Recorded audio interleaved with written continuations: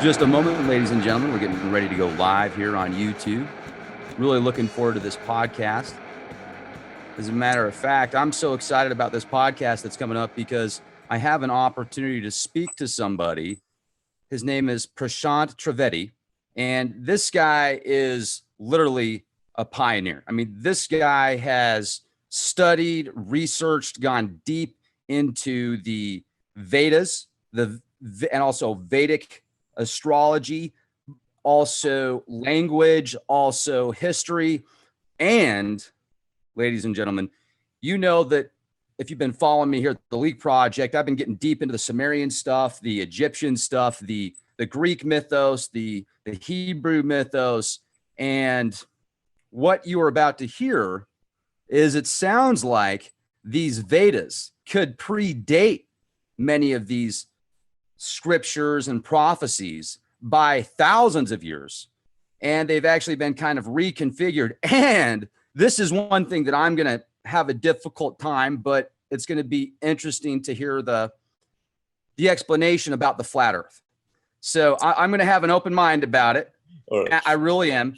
But you're saying this is like predating the Sumerian tablets, and it's predating the Egyptian stuff going way back. Yes. And thanks a lot for joining us. I am really excited to speak with you. Heidi from Channel 27. She's very good at astrology, Vedic astrology, and she says she gets a lot of it from you. So how cool is that? Thanks a lot for joining us here. And thanks for having me. I mean, like what is happening nowadays, like in like YouTube and like all the truth talk which is happening, like the Vedic angle I find is always missing. It's not being represented much in any place, and so it would be a good idea to like just bring it to the table first, like sort of begin the process, so to say. So I think that this is like an important podcast in that way, like for the whole YouTube community as a whole. So yeah. And before we get into that, tell the audience, because a lot of people that are listening to you right now have not heard of you before, so give a brief background on who you are and where you're from. I'm from like what is now called India. Okay. Now, before it was called Bharat. Okay. That was its name. And now the Bharat, its goddess was Bharati. Okay. And that Bharati became Britha, and it became Brita, which became Britannia, which became Britain, which became Brittany, the goddess Brittany with the spear, Brittany, which is actually the goddess Bharati. She holds a spear in her hand. Now Brittany holds a spear in her hand.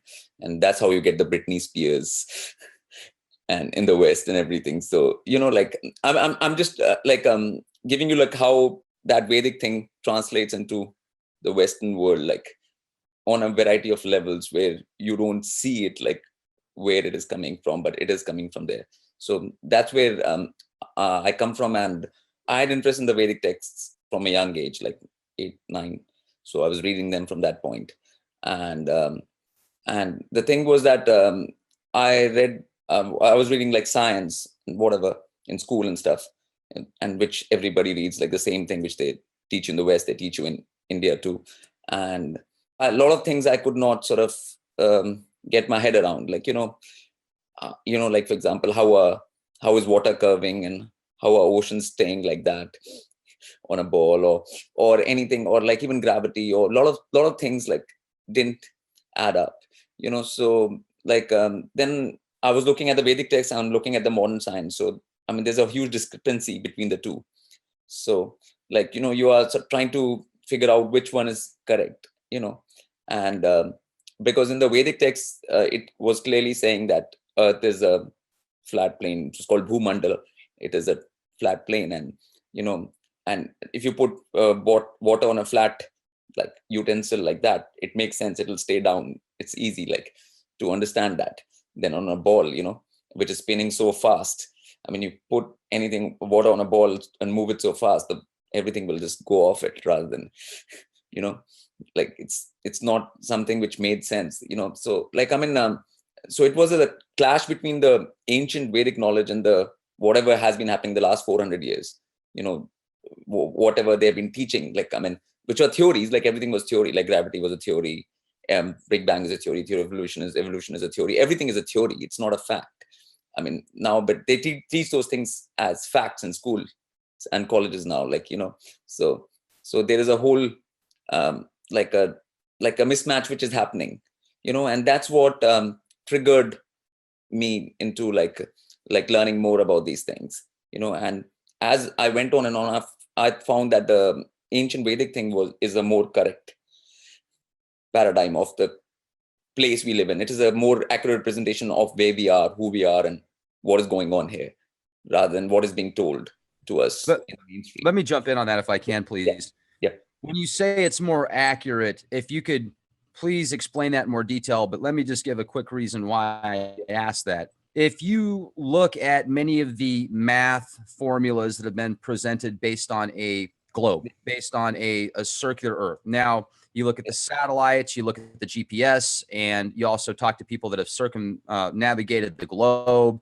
And based on all the information that has been presented for hundreds of years, thousands of years, I mean, even the ancient Sumerians looked at the Earth as a globe, and they were given, here's one thing that I do find interesting, though, that I do find interesting, because in the Sumerian time frame, the common folk didn't have access to telescopes. They were just given formulas on how to look at the stars and how to align everything up. So the fact that they didn't come up with it themselves, that they were given that information by somebody else or by another race, whether they're from Earth or not, makes me think, okay, so there could be some hanky-panky. There could be some foul play there, The thing is, like, in the Sumerian angle, which you brought in, that is an interesting one, because the thing is, like, most of the Sumerian things have been done by Mr. Sitchin, Zechariah Sitchin. Okay.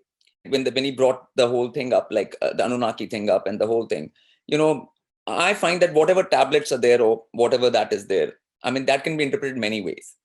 It's not a singular interpretation you can give to that. A lot of people have come up with different things or those circular things. I mean, circular things are not necessarily spheres. Okay. Round does not mean a sphere. I mean, that is like, something can be round, but it doesn't have to be a ball. Like, I mean, the thing was that if you start looking at the Earth thing, like, I mean, NASA and stuff, what they've been saying is, like, even in school, we were taught that it is not a sphere, it is a oblate spheroid. Okay. Earth was. Okay. So now all the pictures NASA gives, which are composites, are complete spheres. Okay. So, I mean, so there is a hanky-panky going on out there for sure. Like, that's, I mean, they're not making up their mind whether it's a sphere or it's an oblate spheroid, what Earth actually is. So there's not much communication between whosoever is making the graphics for NASA and whosoever is telling people in the science books what Earth is actually like. I think, like, a lot of the Sumerian stuff, which came from tablets, okay, can be misrepresented, and like, because it's not like actual text, which is telling things. Like in Vedic things, there's Sanskrit. Okay, it's a language, and you can read that language and you can understand things. Just like in English, you are reading a book or you're reading something, then it is coming out to you straight. It's not just pictures. Like in Egyptian stuff, is a lot of halographics, again, images rather than actual text. So that creates a lot of confusion, because that can be interpreted many, many ways. So that's how I'll put the Sumerian thing into context with the flat Earth, that we can't go on just one person's interpretation of those tablets, so yeah. Well, and I appreciate that, but as far as Zechariah Sitchin goes, like his interpretations, there were actually many other scholars that have done interpretations on the Sumerian tablets. Yeah. And, you can go to Oxford University, which I want to get into. I heard what you had to say about Oxford, and I can appreciate that. And, but you read through other people's translations as well that have nothing to do with Oxford, have nothing to do with Zechariah Sitchin. And I have done multitudes of podcasts on this. And I find it interesting that these tablets, whether or not they're 100% accurate or not. And here's another thing too. Who wrote the tablets? I mean, obviously whoever wrote the tablets had an agenda as well. I mean, those things can be created right now even. Okay. I mean, you can make tablets up right now even. There's nothing very hard to do in that. Okay. I mean, you can take stone and you can put stuff on it right now even. I mean, whatever you want. You can put spaceships on it. You can put anything on it. Like, the thing is, like, when it comes to language and texts, that's a different matter. Like, it's a very, very different thing. Sanskrit is another is a language which is not much has happened in the last 5,000 years in that language anyways. It's not changed. It's not evolved. It's whatever it has been, it has been. It's not being moving forward. So it remains an ancient language. So people can't even like compose in it right now, or can't do things in it right now anyways, so there's much less chance of anything, new coming up, or people doing things or playing around with it, or fooling around with it in that. I think with tablets and all of that, like a lot can be done. I mean, if it's coming from Oxford and stuff, you can't you can't trust those people. Ford was fraud in Old English. It was a word. You can look it up. Like the word Ford means fraud, and ox meant bull, earth. It was earth, fraud, and everybody knows now like that. Like England, London has been controlling the world, like, and financially at least, for a long period. They were having overt control just 200 years ago. Over, like, sun never set on the British Empire. They had overt control, and so whatever they were saying, and all these things have come in the last 400 years only. It's not nothing very old. Before that, a lot of other civilizations thought Earth was flat. Like whether you go to the Mayans, whether you go into Native Americans, you go anywhere. Like you go to the Hopi, you go anywhere. Like their cosmology is flat, for a flat plane. So time out for a second, if I can. Yeah. You're saying that those other cultures, the Mayans, and what I would like to know what native tribes as well, if you know exactly which ones, they said the Earth was flat. Earth was flat, yeah. Because I spent like 6 months with the Hopi. I was with the elders out there, like Dan, Ibrahim and stuff. Because I was working on Hopi Vedic parallels. Their whole cosmology, where they have the 4-corner map of Earth, and it is total flat Earth map, their map of Earth, the Hopi tribe. So people can go and research this. Because there have been enough number of books on Hopi, and researches have happened. So the Hopi elders are whom I met were totally for Earth being flat. There's nothing about a ball in the Hopi cosmology. So what happens when you get to the edge? From what we know right now, there's a wall there, ice wall. Every time you go south, whether you go from Australia, whether you go from South America, you are coming across a wall. There are so many films now, like in YouTube, there are at least thousands and thousands and thousands of films now on flat Earth. So I wouldn't like to waste all my time explaining that, but people can go out and check out all the films and check out all the maths they're doing, and check out all the experiments which have been done, because a lot of the experiments which were done even in the early 19th century or early 20th century, they were all showing that Earth is stationary, first not moving, and it is flat. All the horizon ones, like where you look at a boat from 20 miles, and on a horizon you can still see it. You can put a little boat in a canal, and you can still see it after 8 miles. When on a curve, you should not be able to see it. There's so many practical examples people are doing, and the amount of proof for the flat Earth is now lining up in the last 2-3 years. It's really building up. Okay. But the Vedic thing was there beforehand. It's before all this proof started building up, and people started coming to know about a lot of the hoaxes, about the moon hoax and the, landing hoax. And so, all of that knowledge just keeps on adding on to each other. So all the lies, obviously, if the governments have been lying, they're not just lying about one thing. Then they have to be lying about everything. It's not, if people are being kept dumb and stupid, it will not be on just one topic. It'll be as a whole. And according to me, the whole thing has a spiritual basis, I think. This whole model, the ball model, where Earth goes around the sun. You just, and you are in a little speck compared to the sun. Earth is a little speck, and the sun is a little speck compared to the Milky Way. And you just keep on rotating around, and the sun keeps on rotating around the center of the Milky Way. You just go round and round and round without any rhyme or reason. It just makes, and you are just a little insect on that little speck, as a human being. It just gives the human life no meaning at all. That cosmology just makes you almost redundant in this universe. If I can just say something on that real quick, and I respect your opinion, but I completely disagree with what you just said about if that's the model. I think that's exciting. I'm like, yeah, all right, that's wonderful. I can go check out the Earth, and now I can go blast into space. I've got all these other stars. And if you look at the whole scheme of things, we're all just the size of a piece of sand in an endless beach. That's exciting to me, right? Yeah, no, I mean, it's less than that. That makes people think it's like, oh man, I don't even want to live anymore because I'm just useless because I'm just a little. No, I feel the exact opposite. I think that's exciting. But it is is it happening? You know, like it's exciting if it is actually happening. If you are traveling light years every day, if you are actually doing that, then it's exciting. Yeah, but it is imagine getting a spaceship and traveling. Star Trek is not like the Starship Enterprise is not happening, isn't it? Like the Star Trek is not really happening. Okay, like I mean, it's if it was happening, like if dang it, man, quit saying that. If you're finding other worlds, if you're that thing, if all of this is happening every day, like you know, like for Captain Kirk, it happens every day. You know, like but for any being out here, actually nothing like that is happening at all.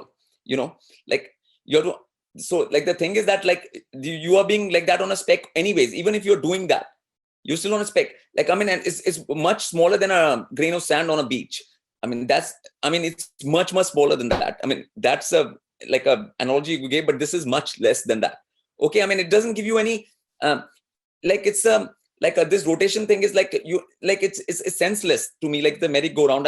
The point is that if it doesn't give you any sense of up and down of other planes of existence, it makes everything physical first, 3D physical, and it gives you no sense of other dimensions or other parallel realities or other transdimensional realities. It just doesn't give you a sense of that, of higher, because the Vedic cosmology is about planes which are higher and planes which are lower. And the same thing which happens in Lord of the Rings, this is called the Middle Earth, like battle for the Middle Earth, the Midgard, okay, in the Nordic thing, the same thing, which is what the Vedic says, that the Earth is the middle plane, and the Nordic is saying the same thing. And then all of these things are happening at the same, and that's what my point is, that when you have a spiritual sense, that if Earth is a stationary plane and you are here and you can go to higher planes, lower planes, that is also exciting as well. There's huge distances involved in that too, but of a different kind.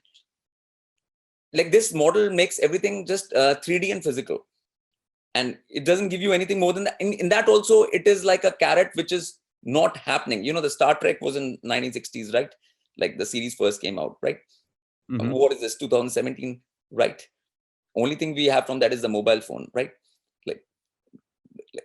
No way, man. China's got proton teleporters and stuff, man. Come on. Did you hear about that recently? China teleported a photon 400 kilometers into the orbit.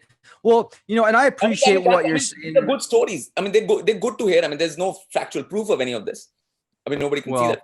Like you said, that I can say everything that you've just said, I can pretty much say back to you and say, well, how do you know that those texts weren't mistranslated? How do you know that these cultures weren't lied to? I'm just saying, we have to put both the models in front. Okay. Both the models are there. This is there, this is there.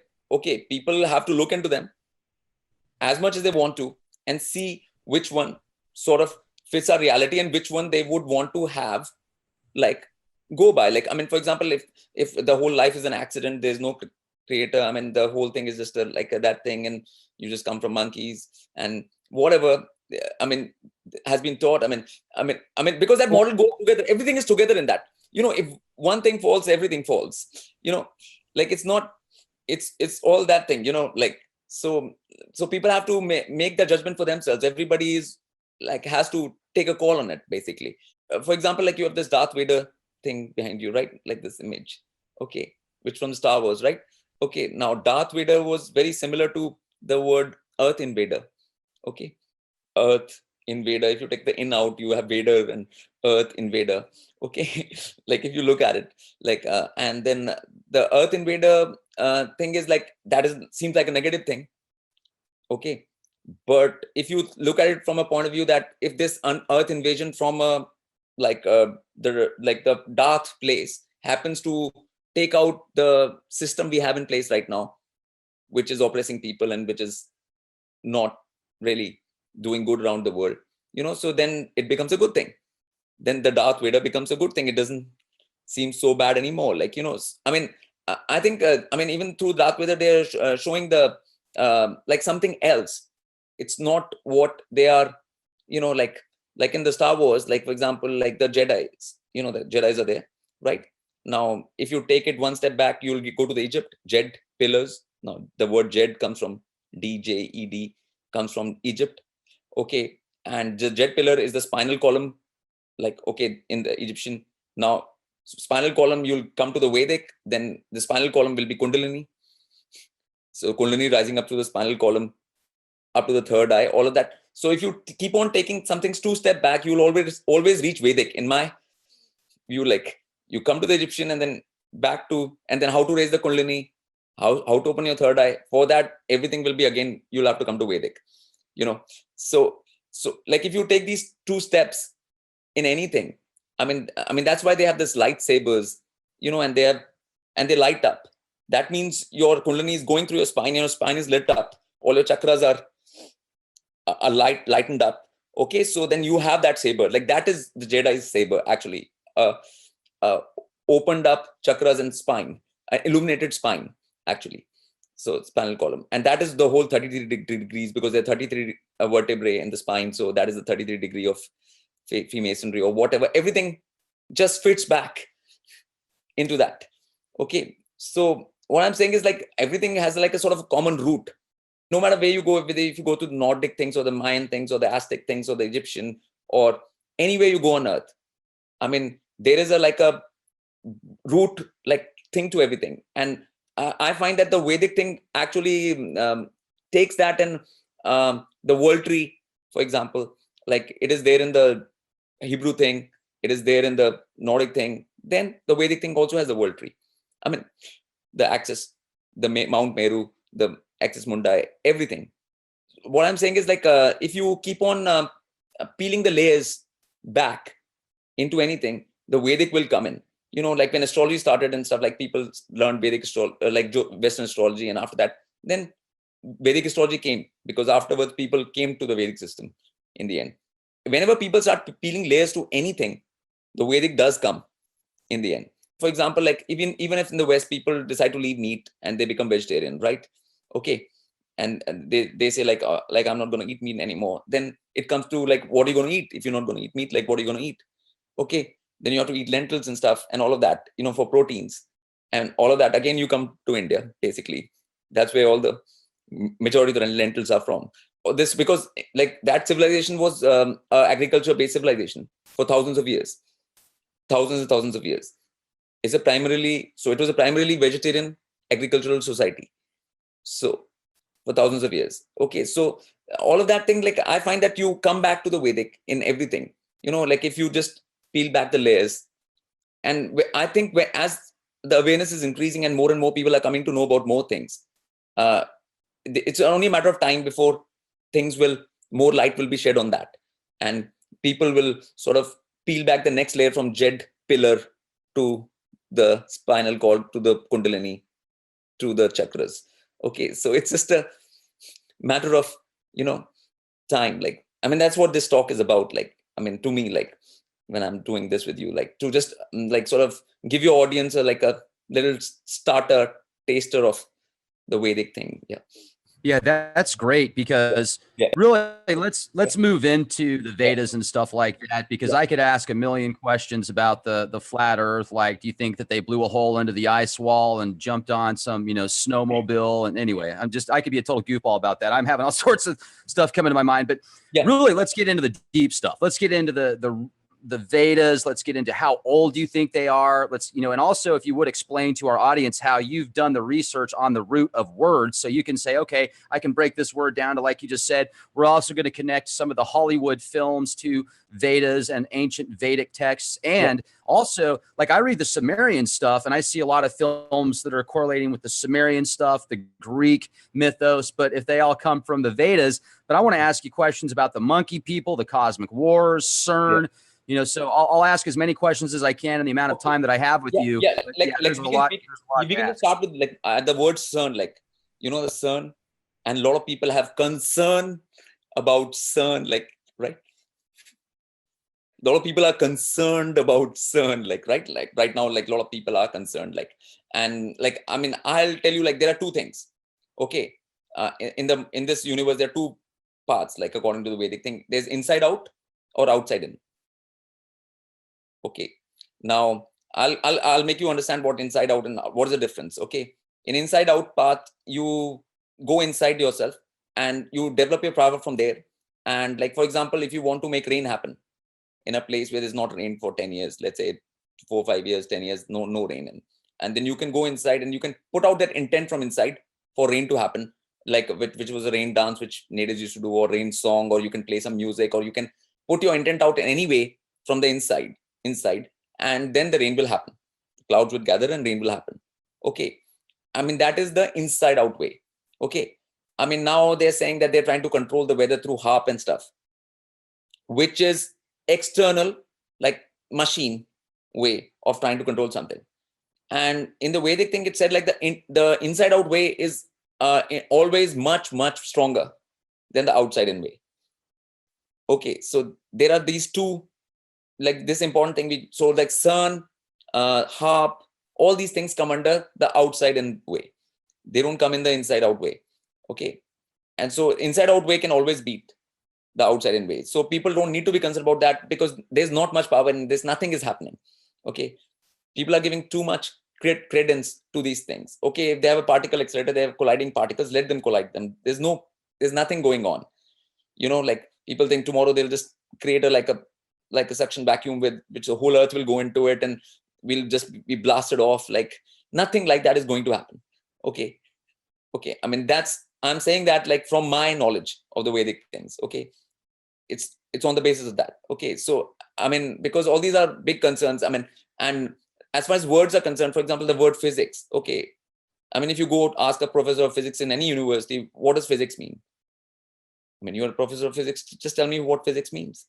I mean, I don't know that. I don't think they'll be able to answer the question what physics means. What they use the term, they're a professor of it, but they don't know what that word means. Okay, so that's the situation. We are like, it's like a Planet of the Apes kind of situation. You know that movie, like, you know, like where you know all these these people are there. We're and in Planet of the Zombies right now. Yeah. And it's Planet of the Apes kind of situation. Exactly. Like, okay, you're using that, but you're a professor of it, but you don't know what it is. Okay, the word physics came from phi. Phi means golden ratio, PHI. And the 6 SICS came from the root scissors, cutting. So cutting up of phi ratios in different ways, that's what physics is, nothing else. Okay, so whether you have hydrogen atom or helium atom, they all follow the phi logic, and all of their like spacings and everything are based on that, and everything. So I mean, it's just cutting up phi ratios in different ways, and that's how nature functions. It functions on the golden ratio, all of the nature, everything around us. Okay, so it was cutting up of those essences and trying to see how those essences are cut up and used, which is the same as sacred geometry, platonic solids, everything. Okay, so I mean, what I'm saying is, yeah, like that all these things. I mean, the situation right now is that whatever there is in the mainstream, that thing, I mean, they don't teach you anything. Like they don't teach you even the A, B, C, D of ABCD when they teach you English. Like, you know, so it becomes very difficult for people to move further. And then, I mean, that's, I mean, I was saying on the other places as well, like when you do that, like when you don't have any foundation, you build a building, it falls down. You know, you just go here and there, and you're totally like disoriented and disconnected from that thing. And I mean, that's what it becomes, like a Tower of Babel, and it just falls over and over again, basically, because you don't have any foundation to anything. I mean, sounds, what they mean, or anything from a root level, you know, like in W, like if you use the word W is the first thing. Now, what is W? What is W? Like W is a vibrational frequency. No, but I'll tell you what W is. W is a wave. Okay. That's why the word for V, W. W is wave. You know, like this keeps on going like that. Okay, W is actually a wave, and O is a circle. Okay, and R is rotation. R is always rotation. You know, like even if you make big R, you make a rotation like this. That's it. And the D is cup. Okay. So cup means rotational wave dynamics within a fixed field. That's what a word is. Okay. I mean, but yeah, this is or what that word actually means.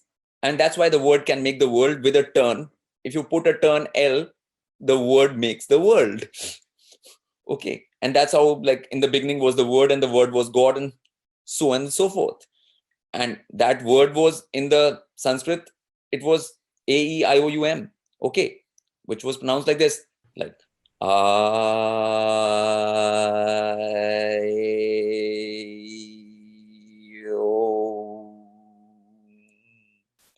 okay. Now, if you come to, Nice. yeah, then you come to the Egyptian thing, you get Amen, you get you Amy, like you get all sorts of that things which comes into Christianity, which comes into that thing. The same thing in its small forms, you will find everywhere on earth, in all civilizations. Okay. And in English, all the 5 vowels are there. AEIOU are the 5 vowels. You will find all of those there. Like, so, like, so, the English is English, basically, the language of angles, because that angles are angels. Angles and angels are the same thing, I got to jump in on that real quick, because I'm so glad you said that. Yeah. I recently read through the Emerald Tablets of Thoth, and whether or not they're 1,000,000 years old, whether they're not a year old, they're really good. And it talks about these serpent archons and these entities that hang out in the angles, and you have to make sure to hang out in like the circles is pretty much what I gathered, based, just to avoid these things, because maybe there's finite points if they're in the angles and stuff. But it's interesting you brought up the angels, the angles, the archons, these entities. So let's get into that. Yeah, because like that's the theme of the archangels are archangels. Okay, the arcs. Now the science of arcs is astrology. Like, okay, like each arc is like 360-degree divided into 12 signs, or 27 more, or 108 signs, like different arcs you can create out of the 360 degrees. Okay, now that was the science. That's where astrology came in. Okay, now the thing is, that's how there's a design of the universe, and there are these entities which have to take care of, they have their, like, it's like nature, and it's different essences, and it's different aspects. So these beings have these different aspects they're covering. Okay, and the thing is that they are not against human beings. Okay, like, the perception is that they are like against us, like that. Like, that's what is happening on, like, recently, that some people say Saturn is all bad and moon is all bad. We're in a Saturn moon matrix. Saturn is keeping us here, and all this. Saturn is Satan anyways. There is no that word Satan came from Saturn. Yeah, what's your take on all that? Yeah, my take is that this is all utter nonsense. These beings are like just doing their job, like, which is assigned to them by the creative forces of the universe. They're not doing anything outside of the ordinary or that thing. And if you are stuck here, is because then you don't know how to behave in the higher realms. You don't know what to do. You don't have enough knowledge, and you don't have enough sense to be able to get there. That's all. So if it's your own fault, you can't be pointing fingers at some other entities. And that's what the people who are controlling this earth right now, that's what they want people to do. They want people to take, like, fights with beings with more power than them. And what will be the result of that is that you will suffer from that, and you'll go down, and then they'll keep you slave. Like, they can keep you enslaved more. Like, so they want, like, they'll say, yeah, you do that. Yeah, you go ahead and fight these things. You go ahead and have this attitude. It's all fine for them, because the beings who are controlling this place are the old man behind the curtain in the Wizard of Oz. Okay, these beings are like that. They don't have any power. Okay, and now how do you keep all these people in under your enslavement? Is by actually giving them all kinds of wrong advice as to how to go about doing anything. Like that's that has to be your plan. Like, you don't. Yeah. there's a really interesting book that came out, or at least a combination of books. Okay, it's so funny. I just got to throw this out there. Yeah. Ladies and gentlemen, I'm going to bring to you a podcast later today that shows how the King James Bible that was put together, well, like Cliff Notes, like the version that you have, you can read all the Cliff Notes that these people put together that scratch stuff out. They're like, no, we don't want it to be like that. We want to change it a little bit. And then people burnt people at the stake because of the King James Bible. So please continue. It's a Planet of the Apes situation. I mean, people, it was a good movie. Because it's absolute, like nothing is known, and the establishment is saying, no, this is all there is, and that's it. Like, like there's so many good movies which came, like Dark City, like, and stuff like, which explained the condition out there. And Dark City also showed a flat Earth model only. Like if you see that film, like, I don't know if you've seen it, but which one? Dark City. Yeah, Dark City. If you've not watched it, you should watch it. Okay. It's an Australian made film. Okay, like I don't know if it didn't get much airplay in That's why I haven't heard of it. Yeah. I got you. I'll check it out. Okay, yeah, you can. The thing with the Vedic thing is that first, it was like if you say how old it is as old as time. Like because the Vedas were made by the creator in the beginning of time when the universe was created. Okay. So how far back it goes as far back as time goes. Simple as that. Okay. After that, transmission is oral transmission, like, and oral means like you hear it, like it's vibration and sound and you hear it and you pass the knowledge on forward. It's like that. Textually, it was put into text only just around 5,000 years ago. Because a situation came to a point where people didn't have enough memory to actually retain all the information or the knowledge without text. Like the intelligence had gone down and the memory had gone down. So that's the only time when it was put into a textual form. Before that, it was always oral. Okay. So how old is it? It is as old as time itself. That's what the Vedic thing is. Okay. So when you're talking about that, there is no like 100,000 years or 200,000 years. It's millions and billions of years. Like there's no time to it, when it was. So according to, there's no time when it wasn't, like, because the first sound of creation. When were we created? When did it start? Is it timeless? Is there no such thing as time? Like according to the Vedic thing, it's timeless in the sense there's creation, dissolution, creation, dissolution, creation, dissolution. So it's always timeless. So nothing ever ends. Nothing is ever going to end. So there is no beginning and there's no end. There is a creation, there is a break, and there is a creation again. And then there's dissolution, and then creation happens again. So it just keeps on happening. So there is no that thing. Like it's an endless game as far as the Vedic thing is concerned. Yeah. So, okay, I want to jump in real quick because I recently saw the cycles and the destinies that are these paintings that are put on many Tibetan temples, and it's called the Bhava Chakra, and it's got the different karma and everything. You know about this more than I do. Yes. I brought up earlier. You brought up earlier how you said when people think about space and how small we are in space, that it makes some people feel like they're, they're basically worth nothing. And I say, I think it's the exact opposite, but I can see your point of view. But not also when I look at not just because when I look at the Bhava Chakra, not just because you're small, because you're just rotating around, revolving this merry-go-round. But we're doing that anyway. Yeah.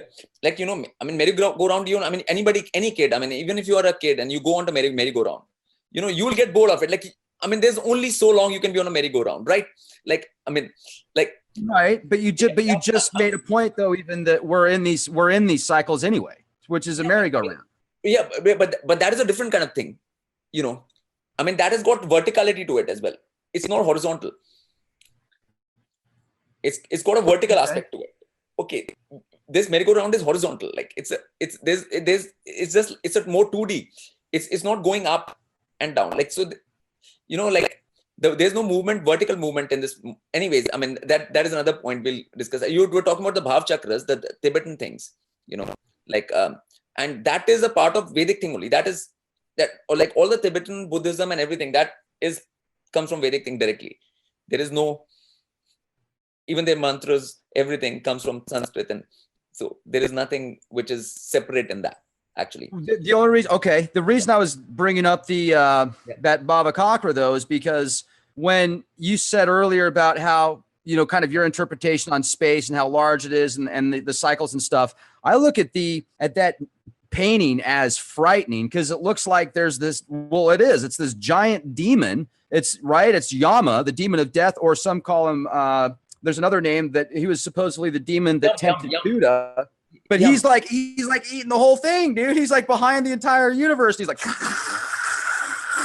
it's kind of freaky because I saw that thing once, man. I mean, when I told people about this weird experience that I had where I had this, I meant to go out of my body, but I went like internally and I felt like I was in hell. And that's what I thought I freaking saw, dude. It was scary. So I think that's scarier than thinking the universe is. I mean, but that's it's. I mean, that might be scary. I'm talking about. This is not scary. This is more pointless. I mean, there's a difference between scary and pointless. Okay. I mean, we like that might be scary. Like, I mean, okay. Like, I mean, for example, like, yeah. I mean, and boring and pointless. I mean, scary is better than pointless, right? Like, I mean, I guess being pointless is even scarier than scary. Yeah, there you go. Yeah. Like you get my drift. Okay. The thing is that, like with the yum thing, yeah. Okay. Like after death, I mean, like there are these things which are, like more put different spirits into that thing. You know, like whether you're going to have another birth or you're going to go to another realm, which realm you're going to go to, and all of that is decided, you know, based on how a person has been, what action they are, what level they are. You'll be, I mean, that happens in everything, you know, whatever level you are, accordingly, you get to do the thing, like in anything. Like if you are a lightweight boxer, you go in a lightweight, that thing, you don't go and box with a heavyweight. Like, I mean, there's this common sense in everything. Like that, you know, always, like, I mean, so that common sense has to be there in the universe as a whole, like in anything, you know, like we can't get rid of that. And that's what the Hollywood tries to sell us, is that like you don't have to have that. Like you can suddenly become a mutant X-Men, you know, kind of thing, you know, some mutation will happen and you'll just turn into this thing and you'll have powers, you know, because you're not having any powers actually, really. And but if this something bites you, like a spider bites you, you'll become Spider-Man. Or like, I mean, or if you have krypton, you're like, you have Superman. Or like, I mean, go drink some plutonium, man. Radiation's good for you. Just go hang out at Fukushima. Yeah. I mean, majority of the movies which have come out in the last 20 years, just saying like mutant is good, and you can get powers, special powers, just by having some external thing, and which is they're training the people in absolutely the wrong way, because all the power happens from inside out way, not like that. Okay. I mean, so the Vedic way says like it's always inside out. Okay. You go inside yourself, and that thing, the whole thing is inside you as well. You know, that big man which you saw in the Bhav Chakra thing, you are that actually. Okay. So then it's not so scary, but you have to realize that, and you have to understand that, you have to synthesize that. Okay. So it is so you can get powerful, you can get a lot of power, but it's not going to happen the X-Men mutant way which the Hollywood is selling. Okay. And it's, you don't have to be like, you know, like Darth Vader, like, I mean, he's a half machine and that thing. I mean, the thing with becoming half machine is that your like your DNA is under like that thing. It can never evolve. It's like putting it into a prison. You know, people don't understand like things, little things like that. Like even wearing a watch is harmful for you, let alone like putting chips inside yourself and that thing, and becoming like half android. I mean, becoming Borg. I mean, that is like taking out all the power you have in yourself, in your blood and your DNA, which can make you go evolve and go higher, is diminished by every such thing action you do. Okay. So that is the Vedic point of view to these things, you know, which they won't tell. Like, you know, like they'll say, yeah, it's okay to like, yeah, like microchip, yeah, put it in, like no problems. Like, you know, oh, why have a mobile anyways? Just put a chip into your ears. You can always hear everything. Like you can make phone calls while just walking. And I mean, all of that, like, but there is a price to pay for that, you know, which they won't tell you what the price is for your biology, for your body, for your DNA, for your like evolution. They will not tell you that. Okay. So, I mean, obviously they want to promote anything which brings beings of the power of beings down as a whole. So the moment comes when they are at their transition moment where they're leaving their physical body. They are depleted spirits. So then they'll have to come back again. And so they can recycle them out here as many times as they like, with less and less power. So, I mean, that is their agenda. And you can see that in the movies. And so this is how the Vedic point of view works on watching Hollywood, what they're trying to do actually, like in that way. Yeah. So I look at a lot of the movies that are out there now, like you say, and it does seem as if they make humans look like they're less than just about anything. And when did this, let's talk about the DNA for a minute, because I feel that our DNA has literally been messed with. I feel that not only from food, from the vaccines, from the medicines, from what they teach you as well, but I also think that maybe a couple 100,000 years ago, or I don't know how long ago, but I think that literally somebody messed with the DNA of most people on the planet, and they're continuing to do so because they realize that we are more than our physical bodies, and that we have more power than they want us to. I mean, but the human birth is actually a very good birth, okay, in the whole universe, in the whole scheme of things. Okay, first, number one. And human DNA as it is, people don't understand that people are talking about it has been messed with by aliens and stuff so long ago, and this, but they don't understand what they don't understand. It's self-correcting. You can change it any which way. Like right now, like in your life, as right now, you can change it into anything you want. It's a open book. It's not a done thing. It's not like, okay, it's done now, it's messed up. There's nothing like that to it. You can actually change it by your own actions and efforts anytime. You can program it through sound, through meditation, through different things. You can change it into anything you want. Okay. So it's not, what is there is good enough to do anything with, actually. There's nothing missing from the human species or that thing, and like, I don't know, but like I just saw your watch, like that's when, like when you put your watch out here, like, and your like heartbeats and your pulse comes here, your heartbeat, like if you find out, like in the doctors, they use a term called heart rate variability, HRV. Okay. HRV is responsible for your immune system. Okay. And if your HRV is closer to golden ratio, that means you have a perfect immune system. That means you will never fall sick. Okay. Now your watch actually messes up with your heartbeat because it is going on a machine beat. It's machine beat, tick, tick, tick, tick. Okay. Now your heart doesn't beat like that.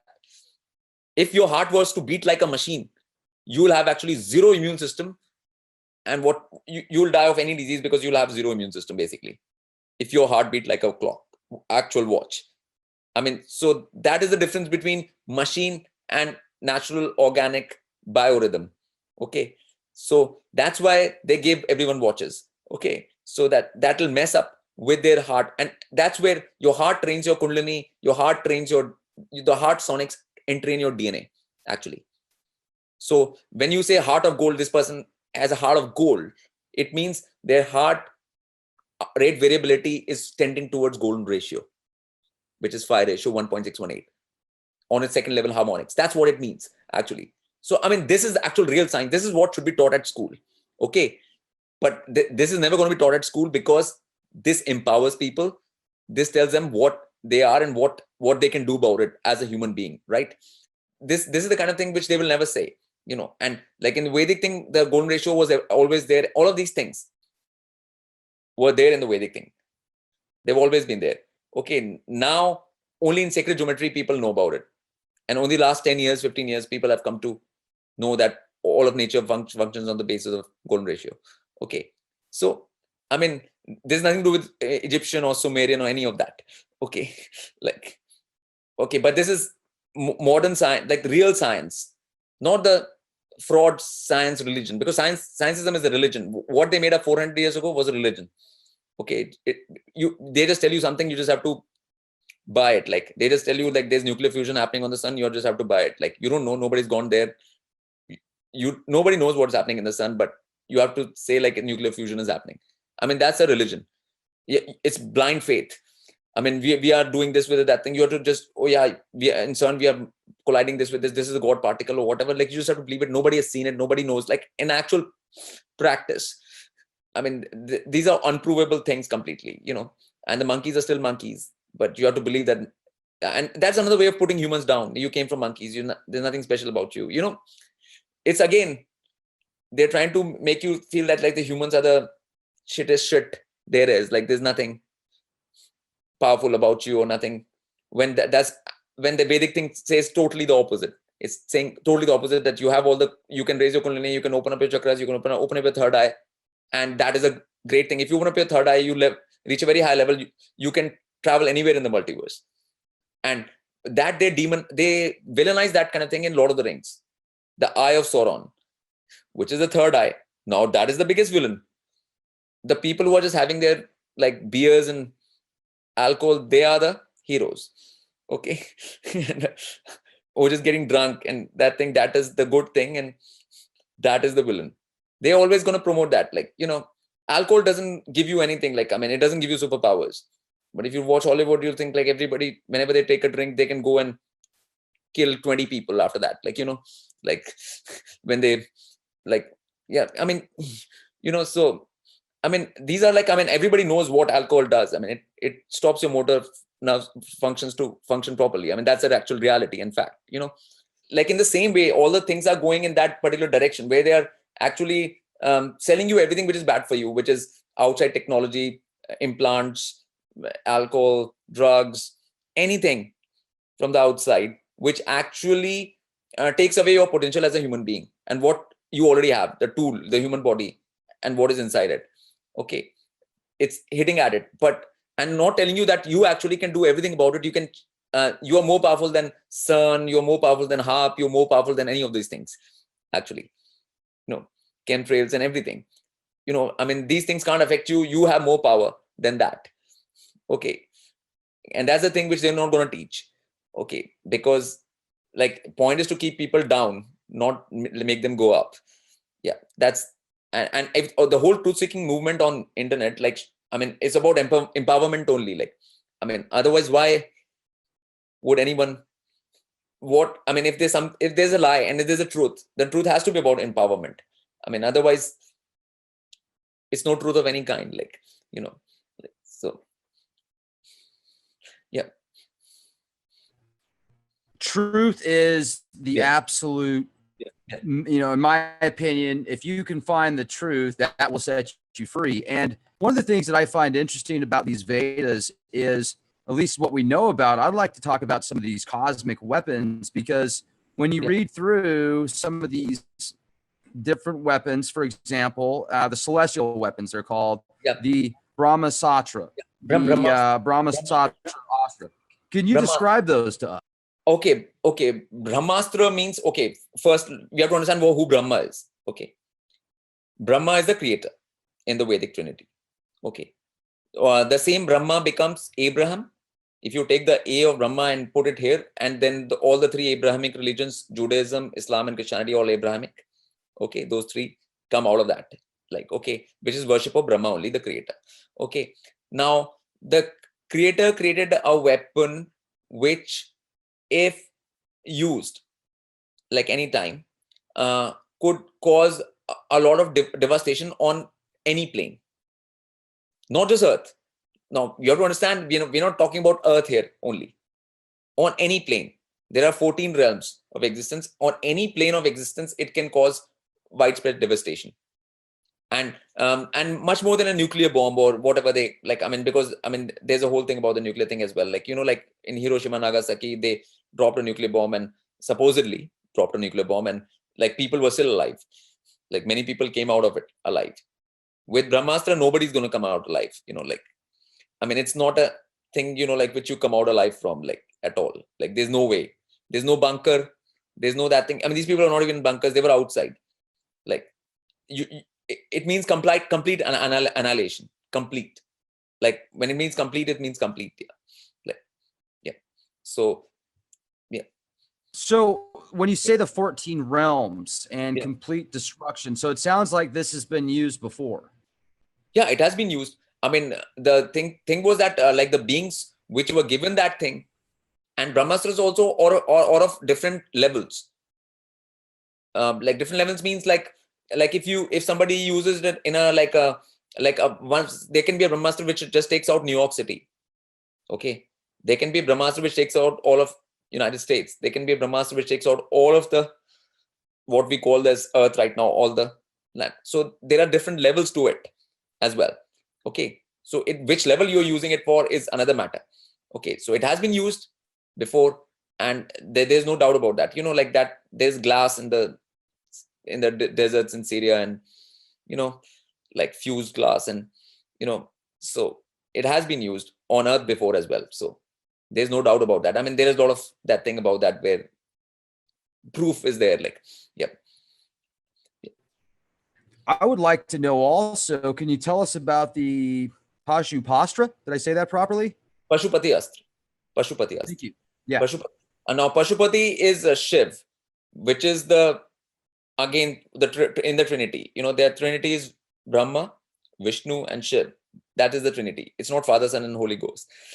Okay, so then Shiv's weapon is Pashupati Astra.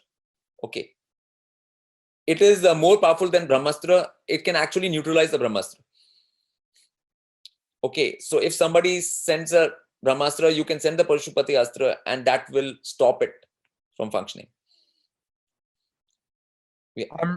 Yeah. Does it also have the ability to destroy time as well? And was it given to Arjuna by Shiva? Yeah, Arjun had a variant of it. Like it has variations.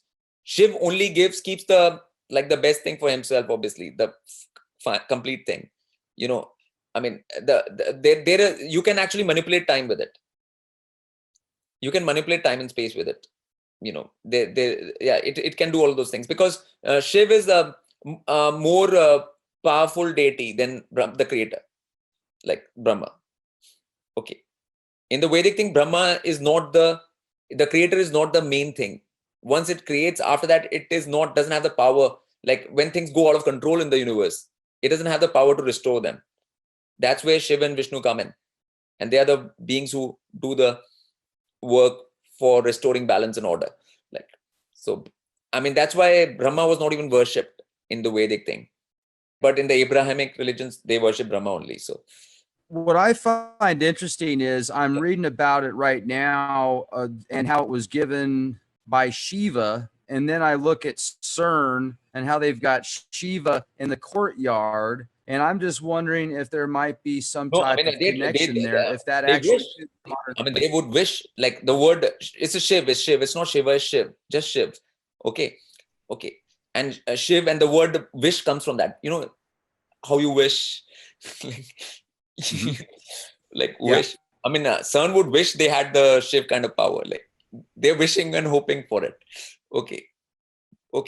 But it doesn't. You don't think CERN has that ability? No, they don't have anything.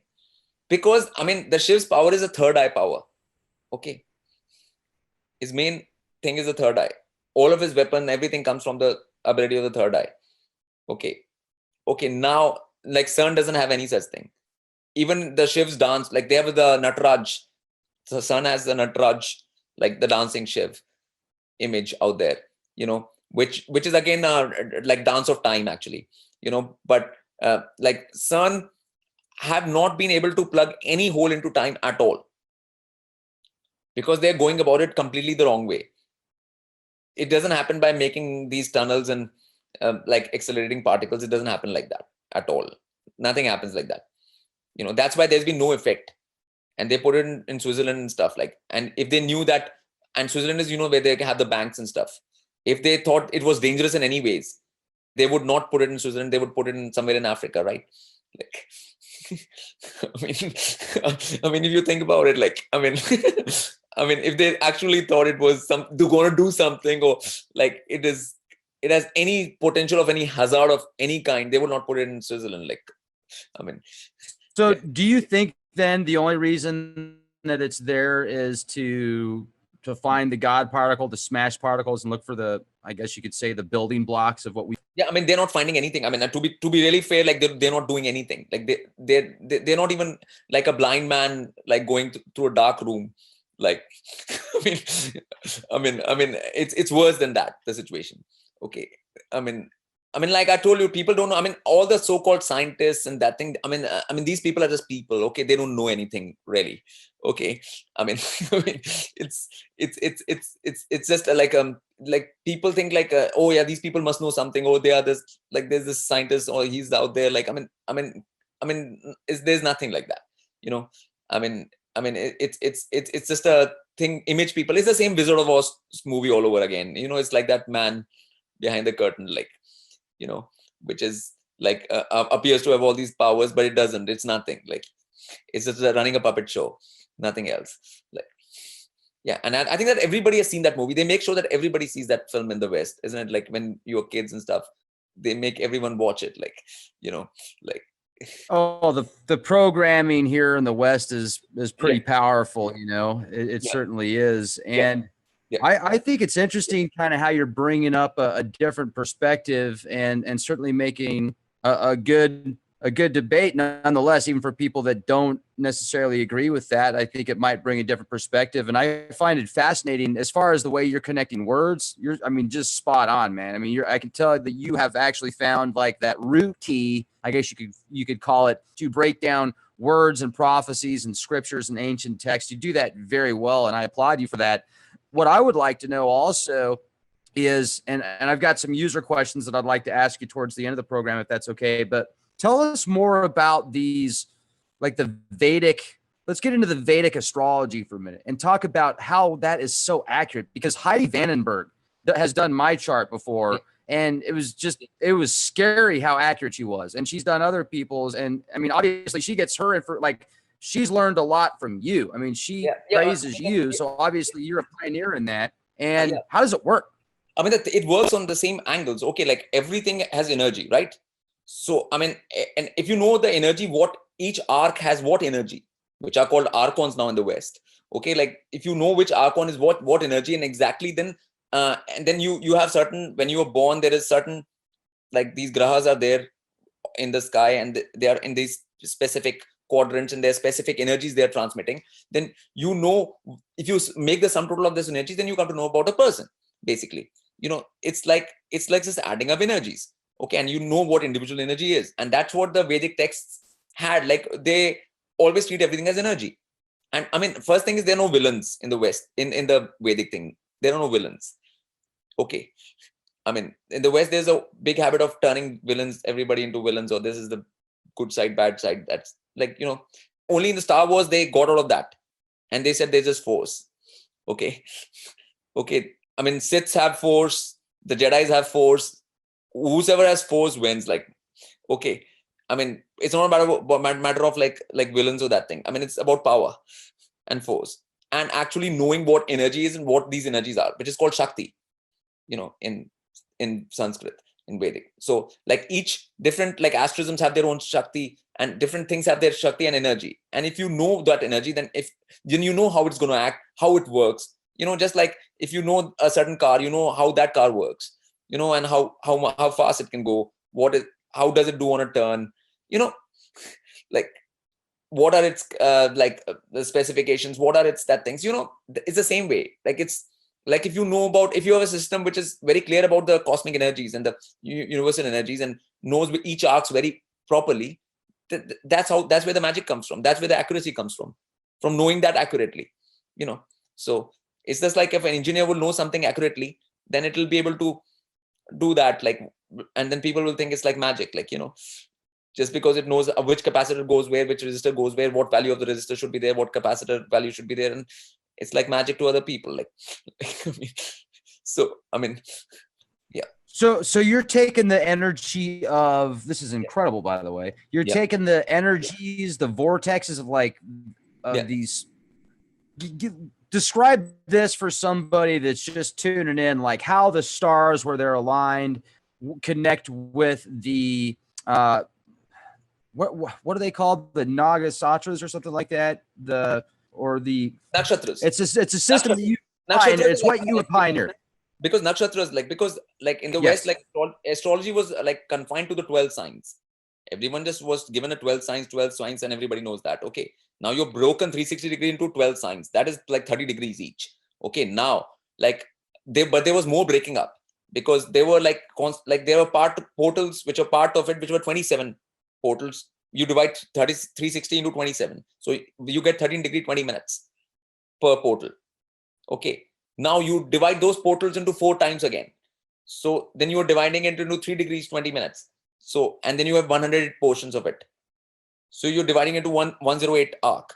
Now if you know the energy of each arc, 108 of these properly, and if a planet like a Venus or Saturn is sitting in it, and then you know the energy of what Venus is, and you know the energy of that, then you add the two together and you'll get the thing what is going to happen, okay, from that. So it's a simple case of like addition, just like which happens in anything like technical, or I mean it's a simple thing, but it's just like knowing that energy. Okay, and the thing is that in the Vedic thing, it's very clear that everything is designed in the same way. If we have stars, all the star systems up out there, we see from the eyes, the same things are inside your body, from the head to toe. Okay, so those energies are functioning inside you as well, and they are there outside, as inside so outside. It's like everything is like a fractal in the universe. Like everything is a fractal. Okay, and now the fractal concept has come into the science only, like in the mainstream science it's still not there, but in the people who are doing actual science, they know that the whole universe is a fractal. Okay, and you from the smallest to the biggest, it's a matter of it's not a matter of size, it's a matter of ratio, and it's a matter of fractality. Okay, like if your heart has fractality and stuff, and if you make a sound, any sound, and you'll make a rainbow happen, like I play music and stuff, right? If I play some music, if I want, I can make a rainbow happen in the sky. I'm not using any technology to do that. I mean, if I want, I can make a thunderstorm happen, lightning storm. If I want, I can make rain happen. I mean, so it is a matter of your intent and your attunement to the fractality which is there in the universe. Okay, so like the whole thing is a fractal. The stars are just part of a fractal which is there inside you. I mean, that's why if a particular Aries asterism is there, okay, some asterism is there in the sky, now that relates to your head. So if there is a disturbance in that, or a planet or something disturbance in that, then it causes you headache in your body inside. So what you'll feel like headache, so you can say like, oh, this person is having a headache, okay, because this particular energy was there in birth, like that chart, like that, and it's transiting like this now, so it's experiencing that. Okay, now there are ways you can take away that headache if you know that energy and how to manipulate it and change it. Okay, so that's real science. Okay, so that's why like Jyotish was considered a science. Like everything is a science in Vedic things.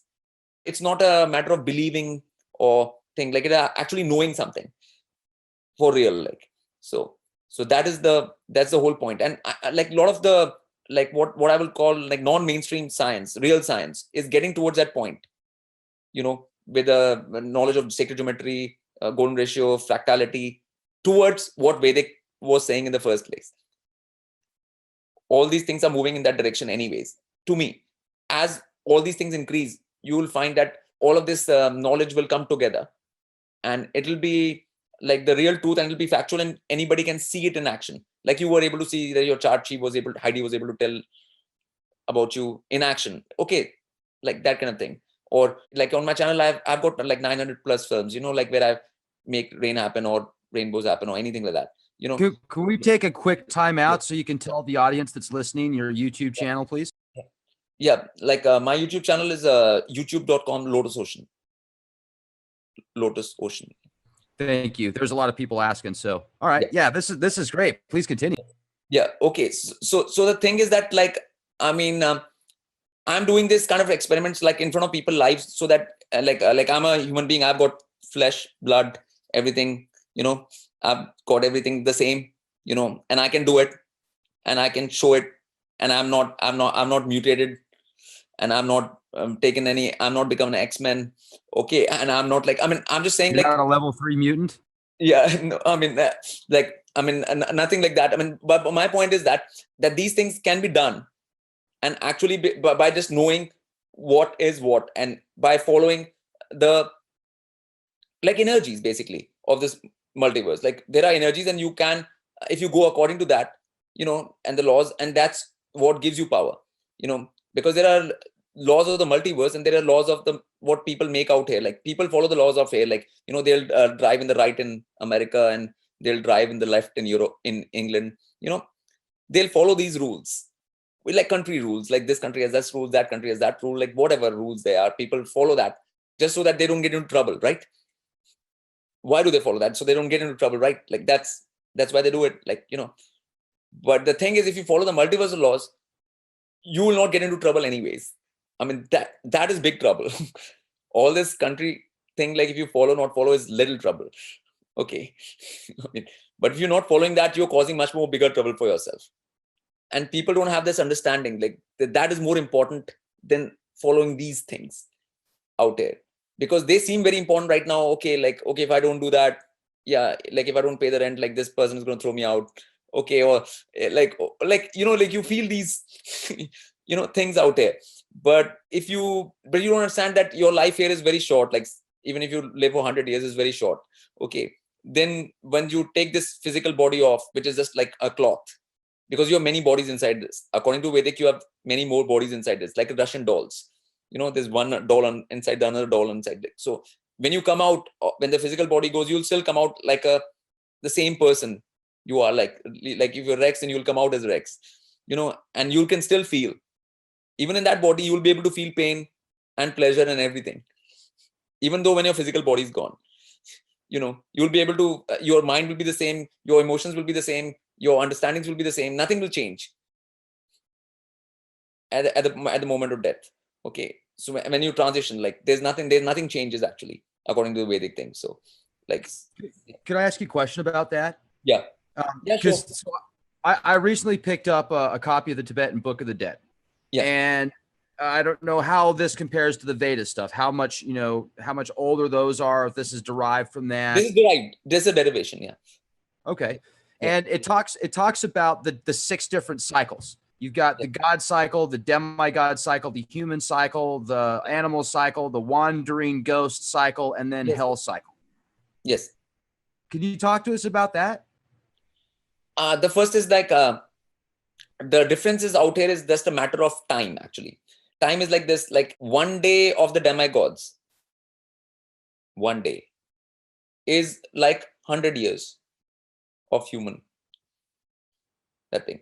But if you go higher than the demigods, the Rishi level and stuff, then their one day would be like 1,000 years there. Okay.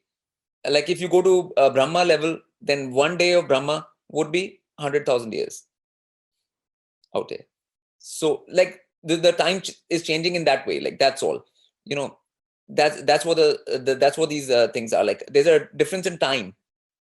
Even if entities, for example, right now, there are entities out there, like in your room where you're sitting, they can be entities sitting out there, but you can't see them because your vision is in the like a visible frequency range only.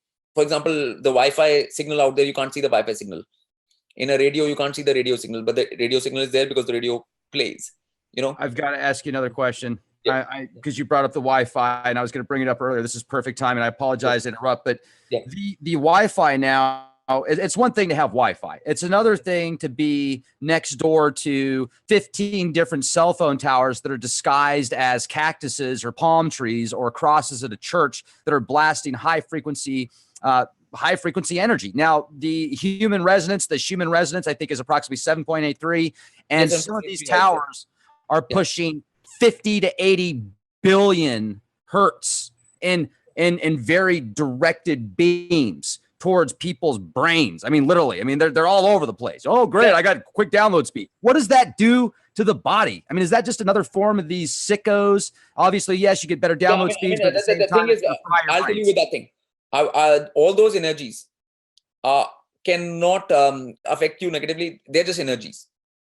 First understand, like they're just energies. They're not negative energies. Okay. Like when you have a radio wave by itself is not harmful. Okay. Now radio wave is a carrier wave. It carries other things on top of it.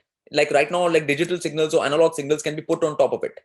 Now, if an analog signal is put on top of a radio wave, then you can utilize it better. It's better for the human body. If a digital signal is there, then it is more not so good.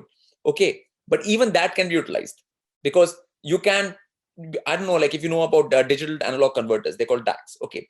Like you can convert digital into analog. Okay. Back. Okay. So like your body can do the same.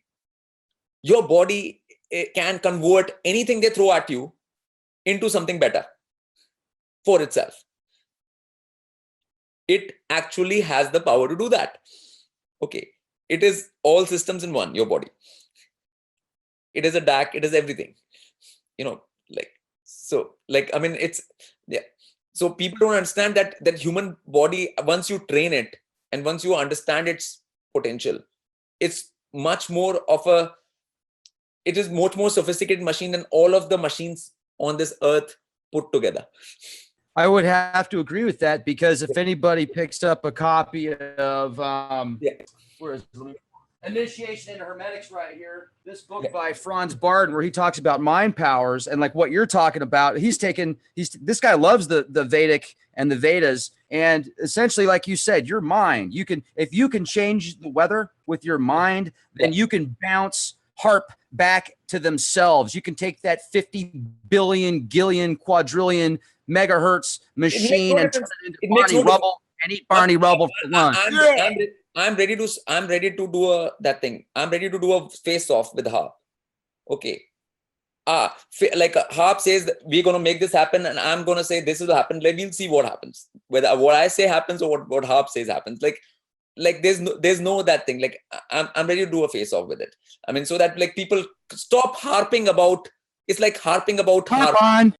Like people keep on harping on about HAARP. Like it's so it can control it. It's doing that, or like some earthquake. Oh, it's done by HAARP. Like I mean, it's just so crazy to hear. Like I mean, it's just giving things so much, that thing which don't have actually any real power. Like just like it's just like I mean, it's the same thing. It's like saying like, oh, this is the president of this country, or this is so it has power. Like I mean, these people are pawns. They have no power whatsoever, like of any kind. I mean, like it's. I mean, people are just, it's in everything. It's with HAARP. And that's why it's called, in English, the word harping is there. Keep on harping about something, and that's yeah. I mean, and it's funny they use these words, HAARP, like CERN, concern, like it's to have people concerned, like that's what they want. They want you concerned. They want people to be all afraid and all that thing. Oh, like, oh, CERN will do something. Like, what is going to happen? The world is going to end on 23rd September or something like that. Like, because CERN is going to do this, and like nothing's going to happen. I mean, and there are millions of channels on YouTube which are saying these things now. Like, I mean, so I thought like at least one time I should come and say like nothing is happening like from any of these things. How do you explain the eclipse in the flat Earth model? I mean, there are nodal points called Rahu and Ketu, which are not utilized in this model, like this globe model, like which are there in the sky as well, which are responsible for the eclipses. They're called the nodal points, like Rahu and Ketu. They're separate bodies, and they are bodies which you can't see by your naked eye. They only become visible when they come in front of sun and moon, and like even on the moon, like when the blood moon happens, it's like a lens has come on. It's not a shadow. It's like a more lens has come on, like which can make something. So it's more like a lens sort of thing. Like, yeah. So. And you were also saying that some of these Vedas that go, predate anything, that are really from the beginning of time. Yeah. When you take multiple religions and also just even science, you're saying a lot of astrology was also kind of stolen from the Vedas as well. So do you feel that you can't go to other planets, or do you feel that it's kind of like this? We're in this holographic. We can go to other planets, but we can go to other planets, but those planets are different planes. When you say planet, it means plane. Plane crossing. Plane with potato, potato? Plane with a T. Plane with a T. What is a T junction? If you go to a T junction, you can go left or you can go right. Okay. Okay. In this case, it's up or down. Okay. Like that's what a T junction is, isn't it? Like when you have a T junction, you come on a car and you can go this side or that side. Like that's all you can do at a T junction, right? Okay. Mm-hmm. Like, and that's what planet is, plane and then T, plane crossing. Okay. Now, like you are in this plane, you can go to another plane, or you can go to plane below, plane above. You can do all these crossings, and that's a different world, and it's better than a planet. It's better than a physical planet, which they would go to in Star Wars, in Star Trek. It got boring for them even. I mean, that's why they couldn't make many episodes in the Star Trek also, because I mean, it was. Hey, take it easy on Star They Wars. could come up with many things. I mean, the differences were not so much. Like, how much difference can you create within the whole like 3D world and that kind of game? And you can't create much difference, but within a plane, you can create a lot of difference, actually. So you don't think, like, do you think that we could get on a rocket and blast off to Mars tomorrow? No, Mars is not nothing you can stand on. It's not physical. Now,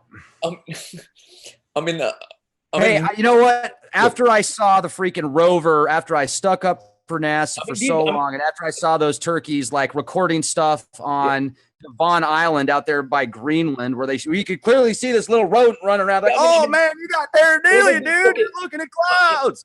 Rex, they made 2001 A Space Odyssey before they did the moon landing hoax. Okay. They do the practice run before, always. It's always been, Kubrick was involved in that, and Kubrick was involved in the moon landing. This is always studio stuff. I'm telling you, like, in the Wizard of Oz, they're trying to tell you very clearly that we are just doing everything a hoax. Everything is just a play, like, for you. Like, it's a television show. And that's all it is. It's nothing more than that. You can call it reality TV, but it's coming from a studio. Like, that's it. This is just like, they are taking people the wrong way completely. Like, you're going to moon or Mars, like that. You don't go like that. When you travel is when you die. That's when you travel. Actually, without the physical body, that's when you actually travel. And they want to keep people's mind away from that. Like, how to die successfully, how to have your body in that thing, so you can go to higher planes, or you can go to any plane where you want. How to prepare yourself for that. Like, they're not going to teach you any of those things. They would rather have you like pay money to fund this thing. Rockets, you've seen the rockets. They don't even go. They say, like, to get out of Earth, I'm talking about from their science, it needs 11.2 kilometers per second to get out of Earth's gravity. That's the escape velocity you require. Okay. Now, if a rocket goes at 11.2 kilometers per second, then if it starts from Florida, wherever they take it out from, within 2 seconds, it should be 23 kilometers, which is like around 15 miles. Okay. From your eye, in 2 seconds, it should be 15 miles up. When you see these rockets going up, they go like slow, like they go slower than like they're crawling up, like slowly, like, it's not going at any velocity. And then it starts turning towards that thing. Then that's why they put them on the seashore. They fire these rockets from seashore because they're going to go into the sea. It's very clear. These rockets are not going up. They're not going at 23 kilometers in 2 seconds. They're not doing any such thing. Even by their own mathematics and everything, they're not going by that. It's a sham. Like, it's a complete sham. There is no doubt about it. Like, if a person uses any common sense and looks at these things and looks at the calculations, you'll find that they're not going by their own calculations even in any of these things. Certainly, as far as the one thing that I found interesting also is recently there was some video footage from the Elon Musk SpaceX rocket. There was a camera on the front and a camera on the back of the rocket. When they showed the film, when they saw the image on the back of the rocket, the Earth, you could see, well, it was round. And then there's a clip that was from the front of the rocket, and the Earth it didn't look round anymore. It depends on the camera. If you have a fisheye lens, you can make exactly. If you have a fisheye lens, you can make anything round. Exactly. There's no. Now people are sending up like balloons and stuff, and every time they send up a balloon, horizon is always flat. Horizon is always flat. I'm going to shoot a balloon up there, man, because I want to know for myself. I still feel the Earth's a globe, and I want to prove it one way or the other. So maybe. I wonder how much money it would cost to build something that could either... You can associate with other people. Like, there's so many people who are doing this now. You don't have to do it yourself. You can even associate with them, and you can join their project and do it, because there's thousands and thousands of people doing this now. So, Rex, you can just join up with any group. In America also, there are many groups who are doing this now. So it's not that thing. This is going to happen. Like, within a year or two, like many more people will know that Earth is flat. This number is going to increase exponentially. It's because all the tests are being done, everything is being done, and like, it's proving, every result is coming out. There's not a single result which is coming in favor of the ball. And I look, there are too many inconsistencies which they have themselves. like in their own model. Like, I mean, these people were all sun worshippers and stuff, like, so they put the sun in the center and made a heliocentric model. It was nothing to do with actual reality or fact. If sun is your deity, you're worshipping that, then you will make the sun the center. If some people are moon worshippers, they'll make moon the center and make everything go around that. I mean, like, this was sun worshipping cults. Even Newton, all of these people, Galileo, they were all part of sun worshipping cult, and which is what, like, even the church was like, because that's what the whole Jesus with the 12 disciples means, that sun with the 12 signs, the cross, the 4 seasons, the whole sun thing. And people in syncretism have proved it, that the sun thing is the same as the Jesus thing. And the name comes from Zeus, which is Jupiter, Zeus, which became Jesus. Like, so, I mean, it's the planets. I mean, like, it's always the planet, sun, Jupiter, Saturn. Like, like Islam, like, people are worshipping the black cube in Mecca. Black cube is Saturn, nothing else. I want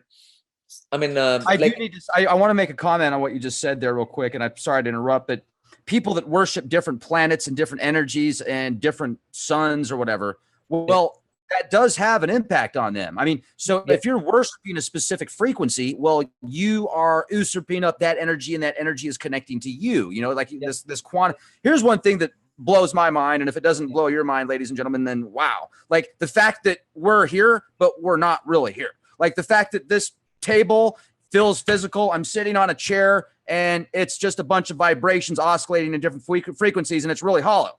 And then you look at the double slit experiment, where you look at matter and what happens. Well, you actually co-create, whether it's a frequency, whether it's a wave, or whether it's a particle. And then you try and grab that particle, and it pops in and out of existence. So, like, it means it's aware, because the particle is aware of you. Like, it's not like it's aware of the observer. What comes out from that is it's aware of the observer. It's everything is conscious and intelligent. There's intelligence there. You are thinking that you're dealing with something non-intelligent. You're not dealing with consciousness. You're not dealing with something. You're dealing with something which is conscious. I get it. Even a rock that's sitting there has a consciousness, because it's moving. Everything has consciousness. Like, everything, but this science religion which they have created doesn't. It refuses to accept that things have consciousness. That's its very basis of this religion they created. Okay, it was a religion only. Like, scientism is also religion. Okay, but like Jim saying, and the word science came from, again, psi, which is cutting up of essences. And cutting up of essences. Okay, that's all science means.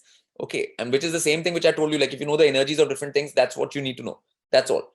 That's real science. Okay, even sacred geometry is much more of a real science than anything they teach at school.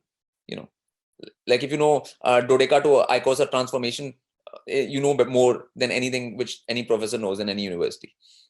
Okay, like, this whole consciousness thing. I mean, whatever that experiment they've done, it all shows that there is consciousness. Nothing is just like dead, and which for you to play around with. Like, which you can just, like, that thing, or experiment on, or something like that. Like, everything has consciousness. Like, so. And that's one thing I feel about space as well, is space gives us perception that we are separated. That gives us, like you said, we see 0.01% of the electromagnetic light spectrum with our physical eyes. Yeah. And man, I got to ask, I know in theory, how to do it. I've never actually attempted to make it rain. I'm sure if I focused enough intent, I could, but how do you do it? I mean, the thing was, I went by the Vedic way. In the Vedic way, I raised my Kundalini when I was 18, 19 years old. And I'd opened up my third eye by the time I was 20. Okay. So my knowledge comes from this internal work. See, I never believed in any kind of external work. I only believed in internal work on myself. Okay. And that's what the Vedic thing tells you, that that's the way to go. Okay. Inside out. Okay. So I did all of that. And after that, like, whether I got the knowledge of I can tell what is what, that is coming from opening up the third eye and everything like that. So you're doing this kind of work first on yourself, on your being. And then the knowledge or the effects and what you can do follows after that. Okay. That comes second. It's not like you can do that first and the other thing second. That's not how it works. Okay. So that focus, intent, like the centering, and how to do that is there in the Vedic thing only. Like if you go into the Egyptian thing, no matter how much you go into it, like you can go into Osiris, Horus, like anything, Anubis, anything, but you'll never come to know how to actually raise your Kundalini from the Egyptian thing, or the Hebrew thing, or any of the Middle East things, or any of these things, or the Mayan thing, or the Aztec thing, like anything, like yeah.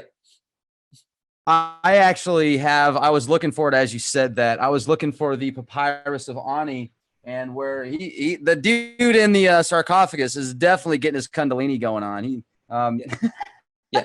It's the Book of the Dead. I'm joking around here, but it's the Book of the Dead, and there's this one rite where this guy that's mummified, I don't know if he's dead yet or if he's dying, but one of his fluffers is actually giving him a blowjob as he's going to the other side. Yes. Yeah. I mean, but that's not the way to do that. Like, I mean, that's not the way to raise Kundalini. They call it the opening mouth ceremony. The Egyptians did. Yeah, whatever. I mean, you will find a lot of things like that in different things. I mean, even in Mayans and Aztecs, you can find a lot of things like that. But the thing is that like actual that things of how to go about doing it, and that kind of thing is like the mantric thing, the yantric thing, the tantric thing, yantra, mantra, tantra, like is not there anyway. I mean, I have not found it. Like, I mean, it's not like that came after. Like when you look at those old Tibetan temples that have like a bunch of people having orgies and stuff like that, that wasn't back originally. That was something that that is all last 5,000 years. Everything like that is 5,000 years. Last 5,000 years. Okay. Now the real knowledge comes before 5,000 years. Like we have to have a cutoff, like this 5,000 year cutoff, like for everything. Okay. And there's a lot of nonsense which has happened in the last 5,000 years as a whole, everywhere, like now India is not Vedic. India, like where the Vedic thing is not a Vedic thing. I mean, India is 180-degree opposite of Vedic. Okay. So it's not like if you are at different places, like, like everyone has gone away from it in the last 5,000 years. Okay. So everything is lost, like in different places, like, so, I mean, like even the Nordics would know more 5,000 years ago than they know right now, It's all fuzzy and hey. Thankfully, the Vedic things, like there is much more knowledge and text available compared to anything else. Like it's still, despite all the deterioration and all of the nonsense which has happened in the last 5,000 years, The reason I made that goofy comment about the Book of the Dead and you brought up the Kundalini, I mean, there was a rhyme to my reason there. What were they thinking that was taking them, or taking that? Did he feel that was going to take his Kundalini, into Godhead, so he was going to be able to blast off into the netherworld better? I mean, but the thing is, the Kundalini thing is nothing which is done when you're just about to die. Like, I mean, first thing, nothing is not. I mean, it's something. No, sure. Explain it. What is it? I mean, what is the Kundalini?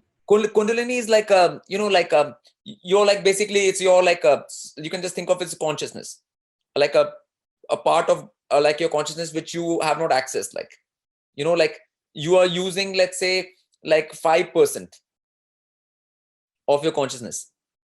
Okay, in whatever you do, you function, you speak, you learn, you come to know rules of society, you function within them, you do this job, you do whatever, you do all these things, but that only requires 5% of your consciousness to do all of that, not more than that. Okay, so you can just think that there's a 95% which is sleeping. Okay, now you have to awaken that 95%, and you have to raise it up your spine from the bottom of the spine up to the top of your head, so where it actually becomes your consciousness, so that you're working from that 100% consciousness. Okay, so that's the best way I can put it to you, like what it is. Okay. Yeah, because how people function right now on earth as human beings, that doesn't require much consciousness at all. Okay, like let's say the average human's using about 3% maybe on a good day. Yeah, something like that. Yeah, something like that. Give me some brains and some genetically modified E. coli feces, and let's go watch that dude play basketball, making $20 million a year. Yeah, then you're reducing the percentages there, like you're reducing the percentages. Sorry, go ahead. Yeah, I mean, and the thing with, like, the thing is, like in the Vedic thing, there are some basics and stuff, like, I mean, there are no basics in the West. Okay, because I mean, whether like you're treating your body like electrical equipment, you're not, because nobody's grounding. Nobody grounds in the West. Okay. Like usually, okay. You're always like doing everything which is wrong for your body. You're not centering your speech. The postures are all wrong. You're putting, and I mean, like whatever the body requires for the Kundalini and this consciousness to wake up, the things which are the basic things which are required are just not there. The diet, everything, the distractions, there's too much nonsense. I mean, even this truth seeking thing has become a distraction rather than actual truth seeking now, from my perspective, from where I see it. Okay, like people are just getting like entangled in this, like, okay, yeah, this is that, this is, I mean, and people are just going on like, and they're going crazy. I mean, I see people are going crazy. I mean, they're not getting more evolved.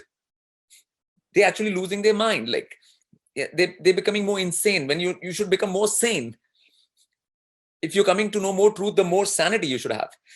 You know, you shouldn't become more insane as you like that thing. I mean, people are getting like so it's becoming a lunatic fringe. You know, like whenever people are going into any of the things, like people are getting more and more that thing. You know, like, oh, this is what's going to happen, like this, and so much misinformation is there, and it boggles their head because it's so much of it is pushed out every day, like 95% of it, in fact. So I mean, the only way to like discern from all of that is actually to go and do basics properly. I mean, that there's no way to like be ungrounded, you know, and achieve any kind of coherence. Coherence is the word. In English, that's the word which is most important. Coherence. Everything has to be coherent. Okay.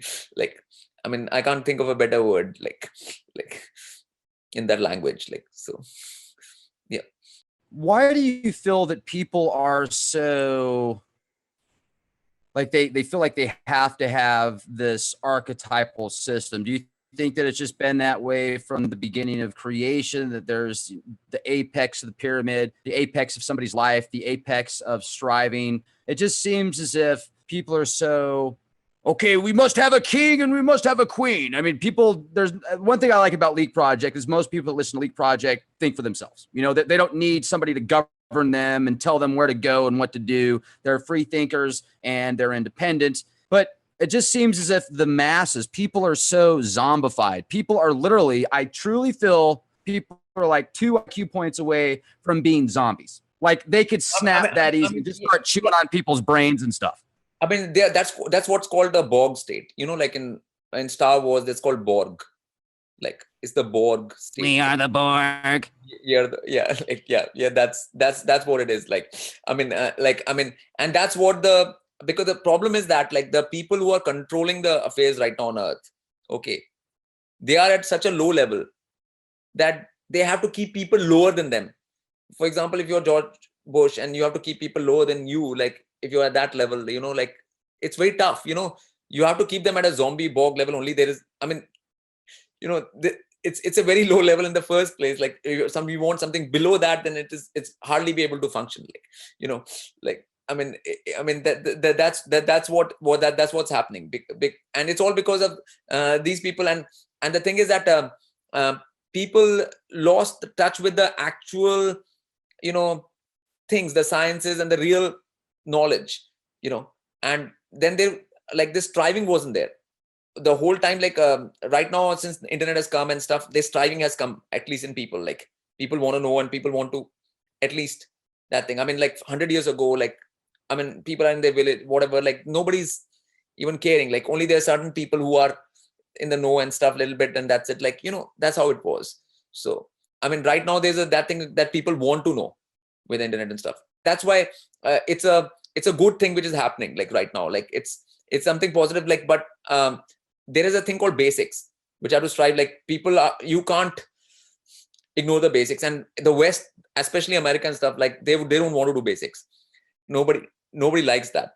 Okay, I mean that's everybody likes to just like jump on the next thing, like, you know, immediately. Like, you know, it's fun. Like it's like it peps you up, like, you know, coming to know some new story. Oh, this happened. Oh, maybe what happened? Did you find a base in Antarctica? Maybe they found aliens in Antarctica. Maybe there were some giants there which were coming out of this ice right now, or something is happening. Like, you know, like there's always some like something like that there to like distract people, like, or if there are giants there, or like people are, I mean, if there are giants there, so what? I mean, it's fine.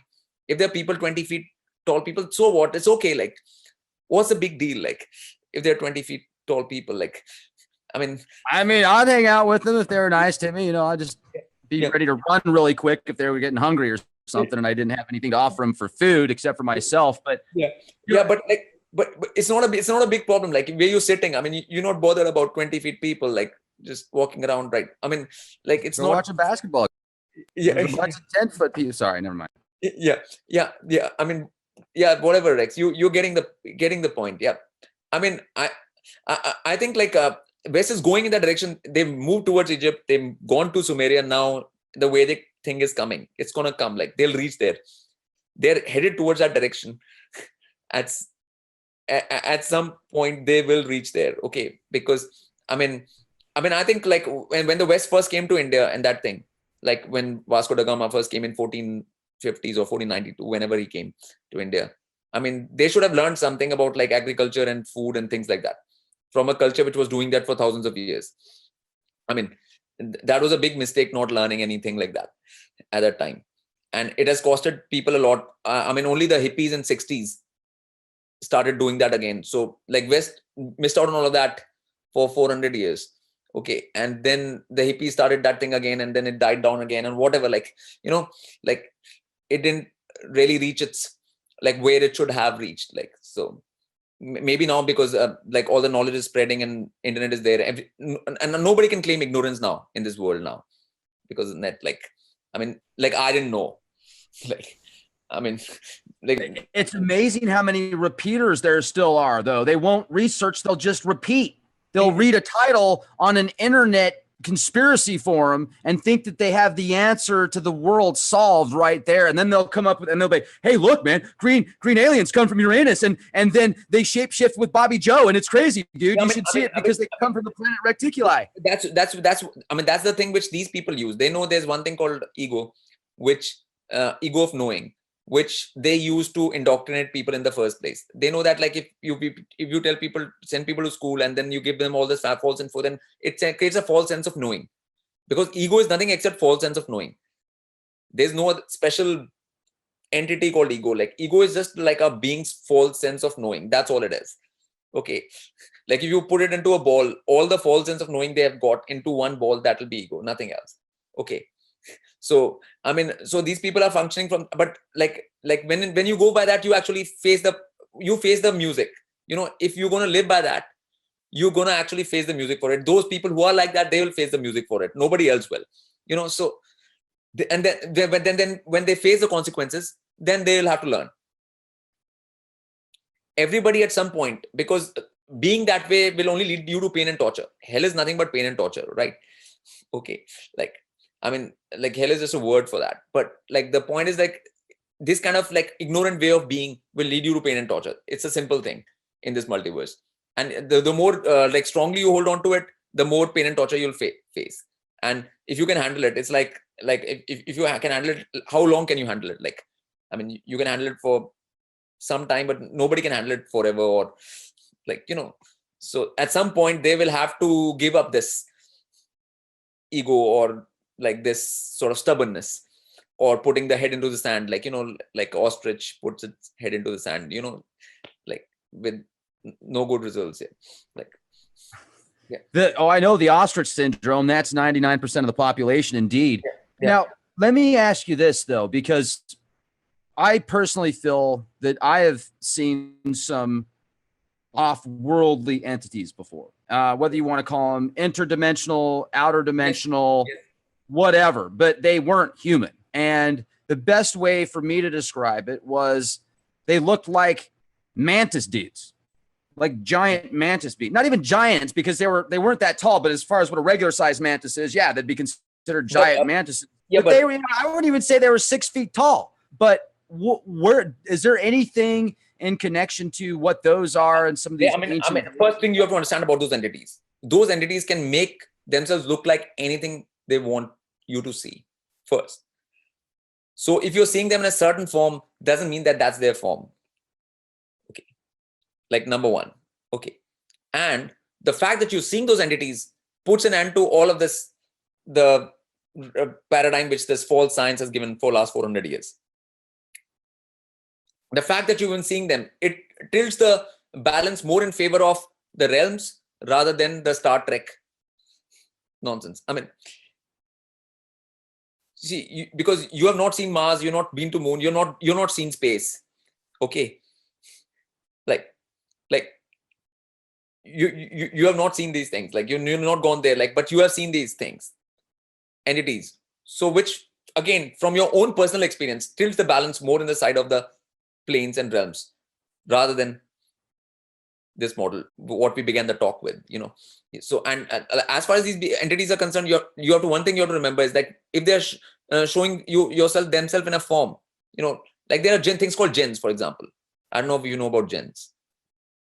Oh yeah, absolutely. I do. 100%. And hey, you know what I remember once, just for, I guess, it could have been a dream, guys. It could have been a dream, just a conspiracy. I was seeing. Yeah.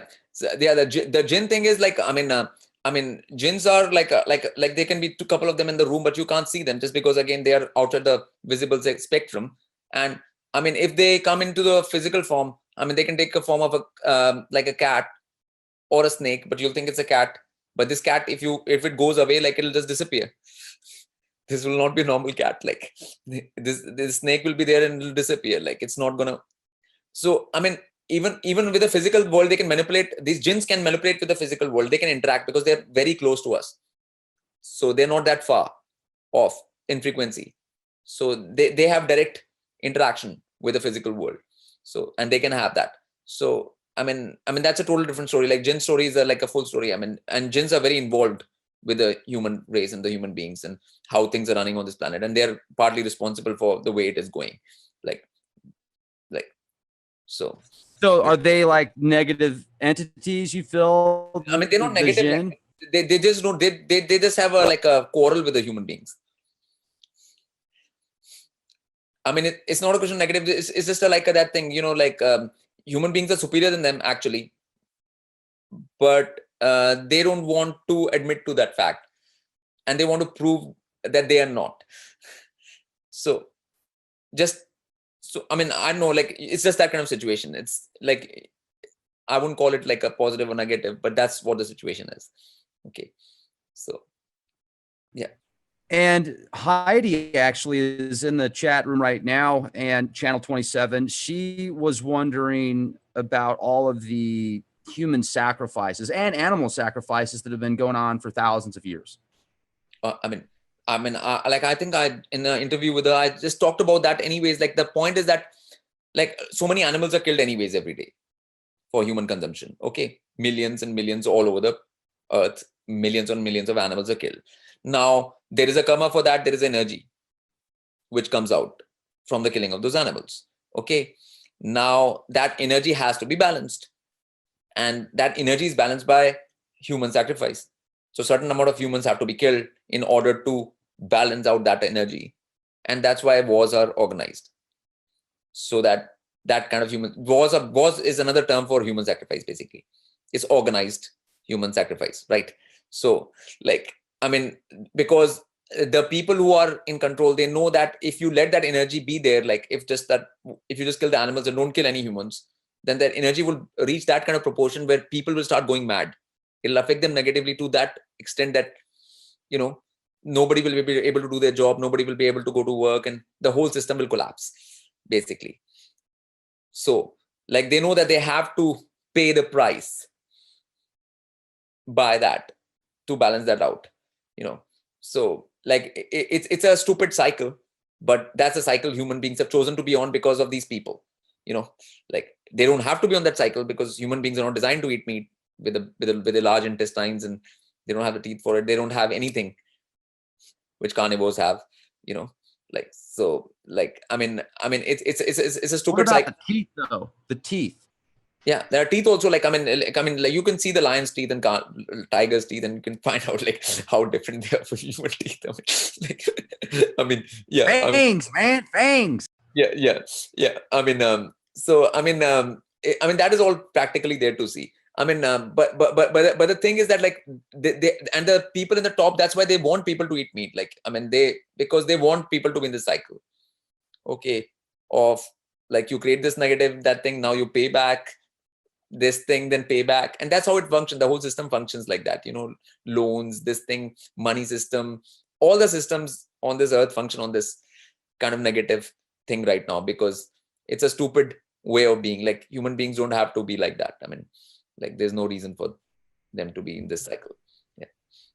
So what do we do to break out of it? I mean, stop eating meat. I mean, if everybody stops eating meat, I think the whole war is finished. Everything, nothing will be there. Yep. You think if people completely stopped eating meat, you think that would be like the just that's it. full transition? That's it. I mean, their control is gone anyways. I mean, all of that is gone. Like that'll be the end of that. Like, I mean, that's why they made up these religions where it's, I mean, it's okay to eat meat. Like, if you have Christianity, it's okay to eat, but you can't eat meat of this thing. In Islam, you can eat meat of like that thing, but can't eat meat of this one thing. Like, they have made these very convenient kind of religions, like where you can drink alcohol, eat meat, do whatever, like, like lot is allowed, like, like it's all very convenient, like, like people can, go crazy basically.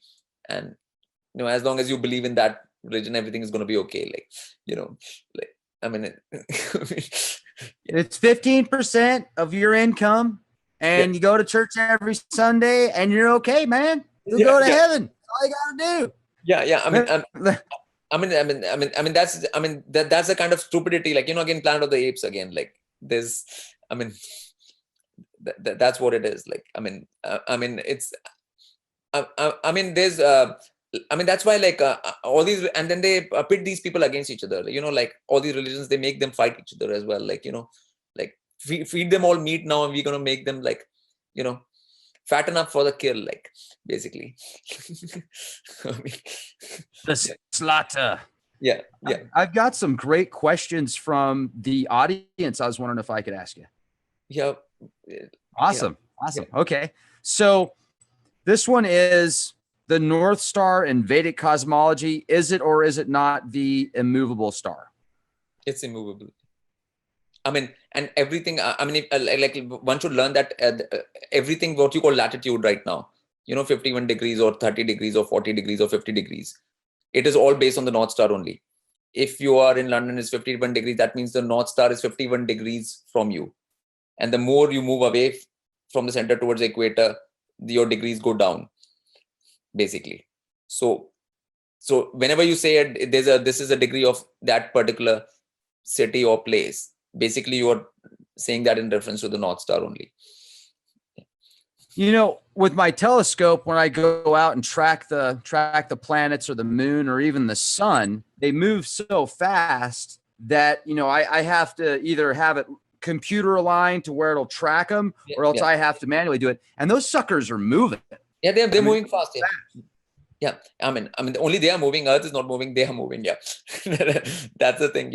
These things people can see themselves and stuff. Like, even if you look at a planet really, like through these days, like there are a lot of cameras and stuff which have good zoom, and you zoom into a planet and you can see it, and you'll find that it's not physical. Like, it's like a twinkling light, like any so-called planet like Venus or Jupiter or anything you can zoom into, and you can find out that it is not physical at all. Like, that is easy to see. That much technology is there right now in people's hands, so which you couldn't see like for 30-40 years ago, like, so yeah. And the monkey wars that were talked about, and all these statues of these giant monkeys and stuff that the Vedas talk about, were there monkey people? Yeah, there are all kinds of people. The bear people, monkey people, all kinds of people are there. Bear people. Yeah, bear people were there too. Yeah, cool. And, and that's why that's the line I come from. Yeah, and that's those are like more in the Russian area, what is now Russia. Like, okay. That's why the Russians are always called bears and stuff, like, as well, like in general, like that's the general that thing used for them. Yeah. Well, I've seen ancient hieroglyphics and images and statues of lion people, of bird people. Were those really beings like that? Or are they depicting them with wings because they came down from the heavens? I mean, there's multiple. No, I mean, beings. I mean, like if a being has an aura right now, okay, and they have that auric cloud behind them, okay, you can't physically see it, okay.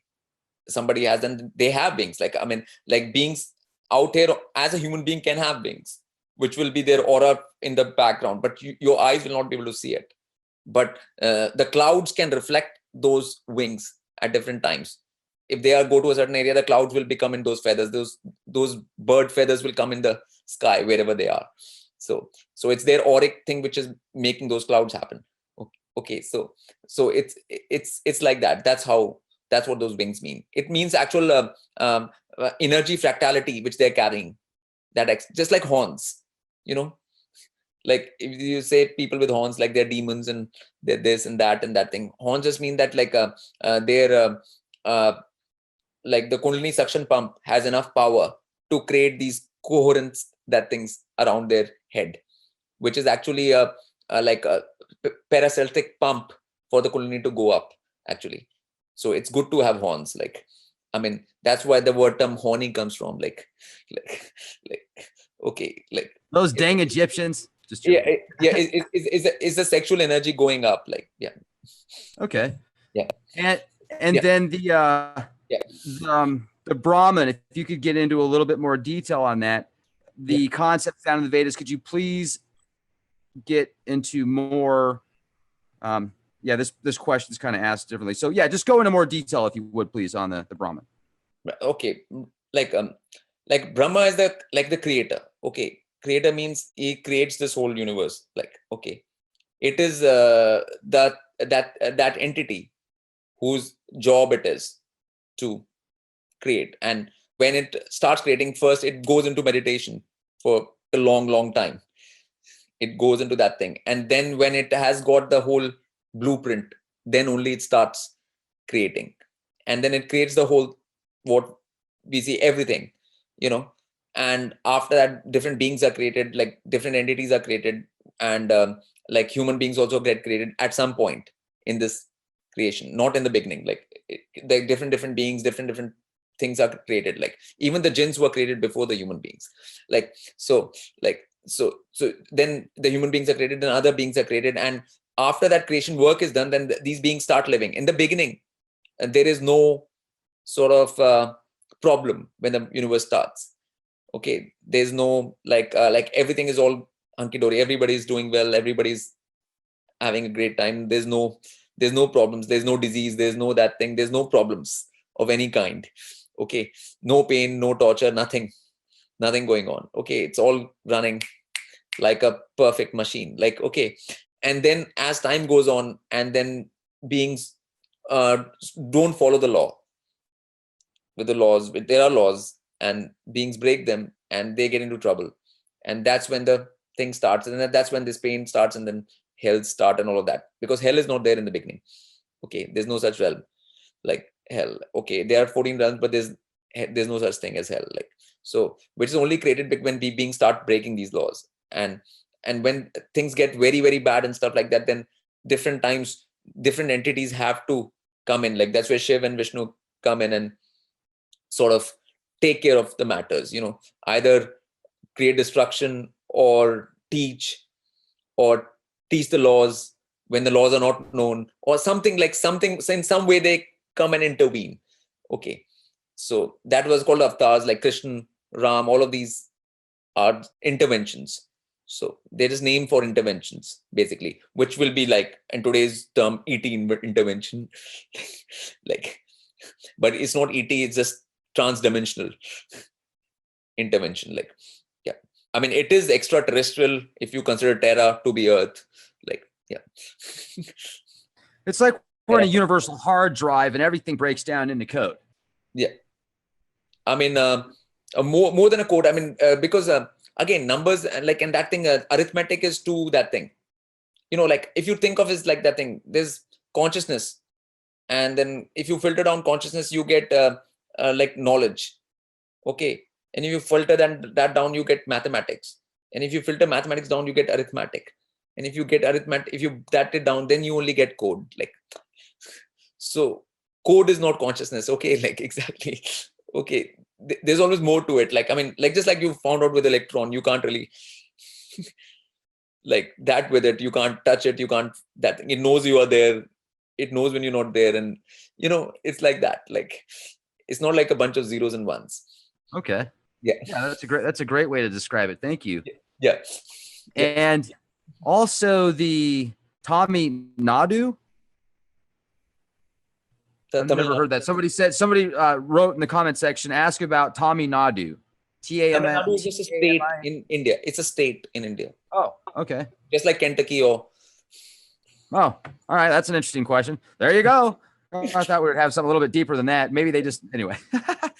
All right. What else do we got, folks? Is there any more questions you would like me to ask right now? It's been about 2 hours. So first of all, this is amazing. I got to say, I've been just having a great time speaking with you. Your energy is awesome and you're very intelligent. I like to have a conversation with somebody that can talk faster than myself, and that is you. So somebody said in the comment, I can't believe somebody's actually on the show that talks faster than Rex. Well, that's because, you know, we've got the man, the legend, the way of life right here.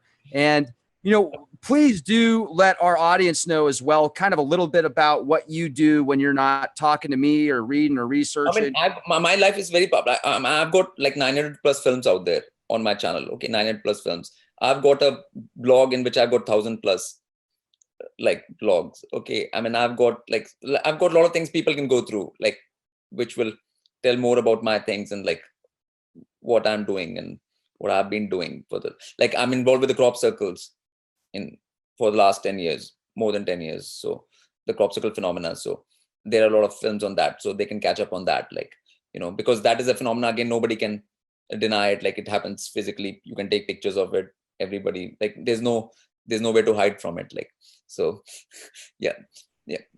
I would be honored if one of these days in the future at your convenience, if maybe we could do like a group experiment and create some type of weather pattern somewhere on the planet. And the thing is, since I've been staying in England in the summers, I come here.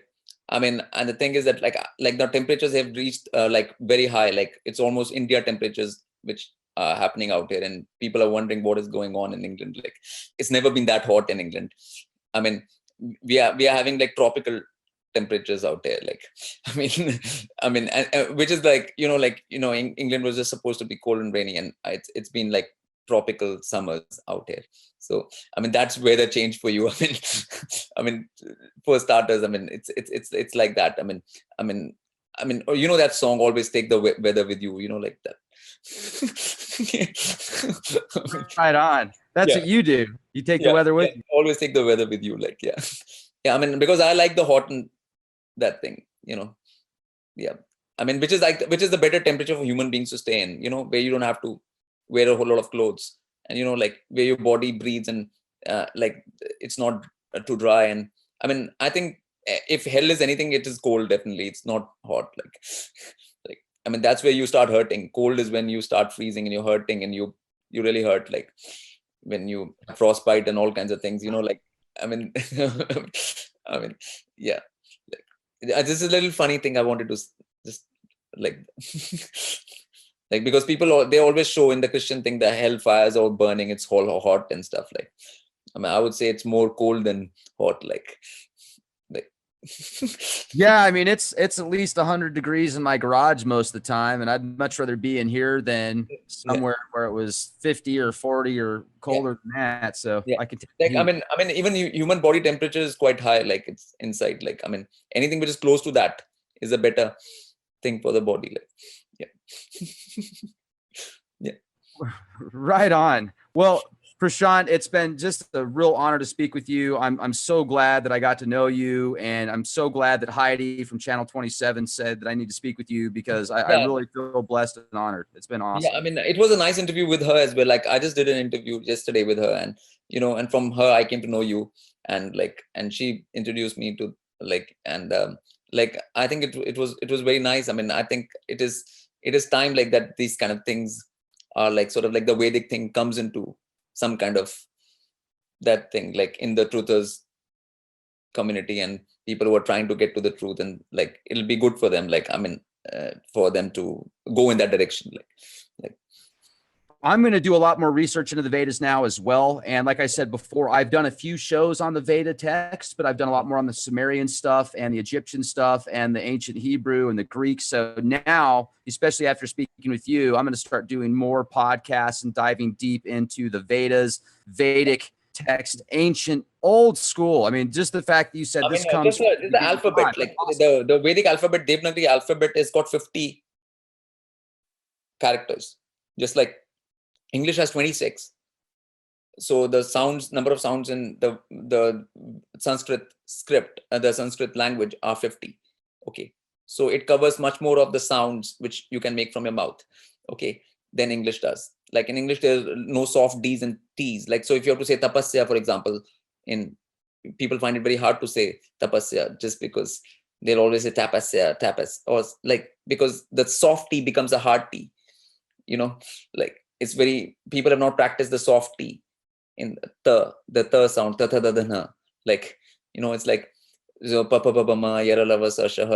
like, those sounds, which are the Sanskrit sounds, are many more than, so that's where I find English is deficient as a language. It gives you this 26 things only to play with, It's like it's limiting you to your abilities. Yeah. So I mean, I like English. I mean, English is a very scientific language, and when a word is there, it means what it is because of how it has been put together. So it is a Kemetic language only. Like English is coming from Egyptian, Kemetic, and Sanskritic roots only. Sanskrit and Kemet. If you mix the two, that's where Latin comes from, and English takes from Latin, and So I mean, if you keep on going back, Sanskrit will be the root, and then the Kemetic languages, and then Latin, and that's how it carries on. English is a good language for communicating, like like scientific things, like like a word like fractality is there in it, okay, which is like a scientific concept, like it's good for that, but again, in majority of people don't use it like that, like, so it's not like, so like, I mean so right on, man. Well, Prashant, a real honor. Yeah. The man, the legend, the way of life, the guy that can change weather, and he actually walks the path that he preaches. He is the change that he wants to see. How much cooler is that? Seriously, a real honor. I hope to speak with you again. Thank you so much for coming on the show. And thank you everybody for being here with us. Right on. Have a beautiful day. Thanks, everybody. Okay. Yeah, have a beautiful night.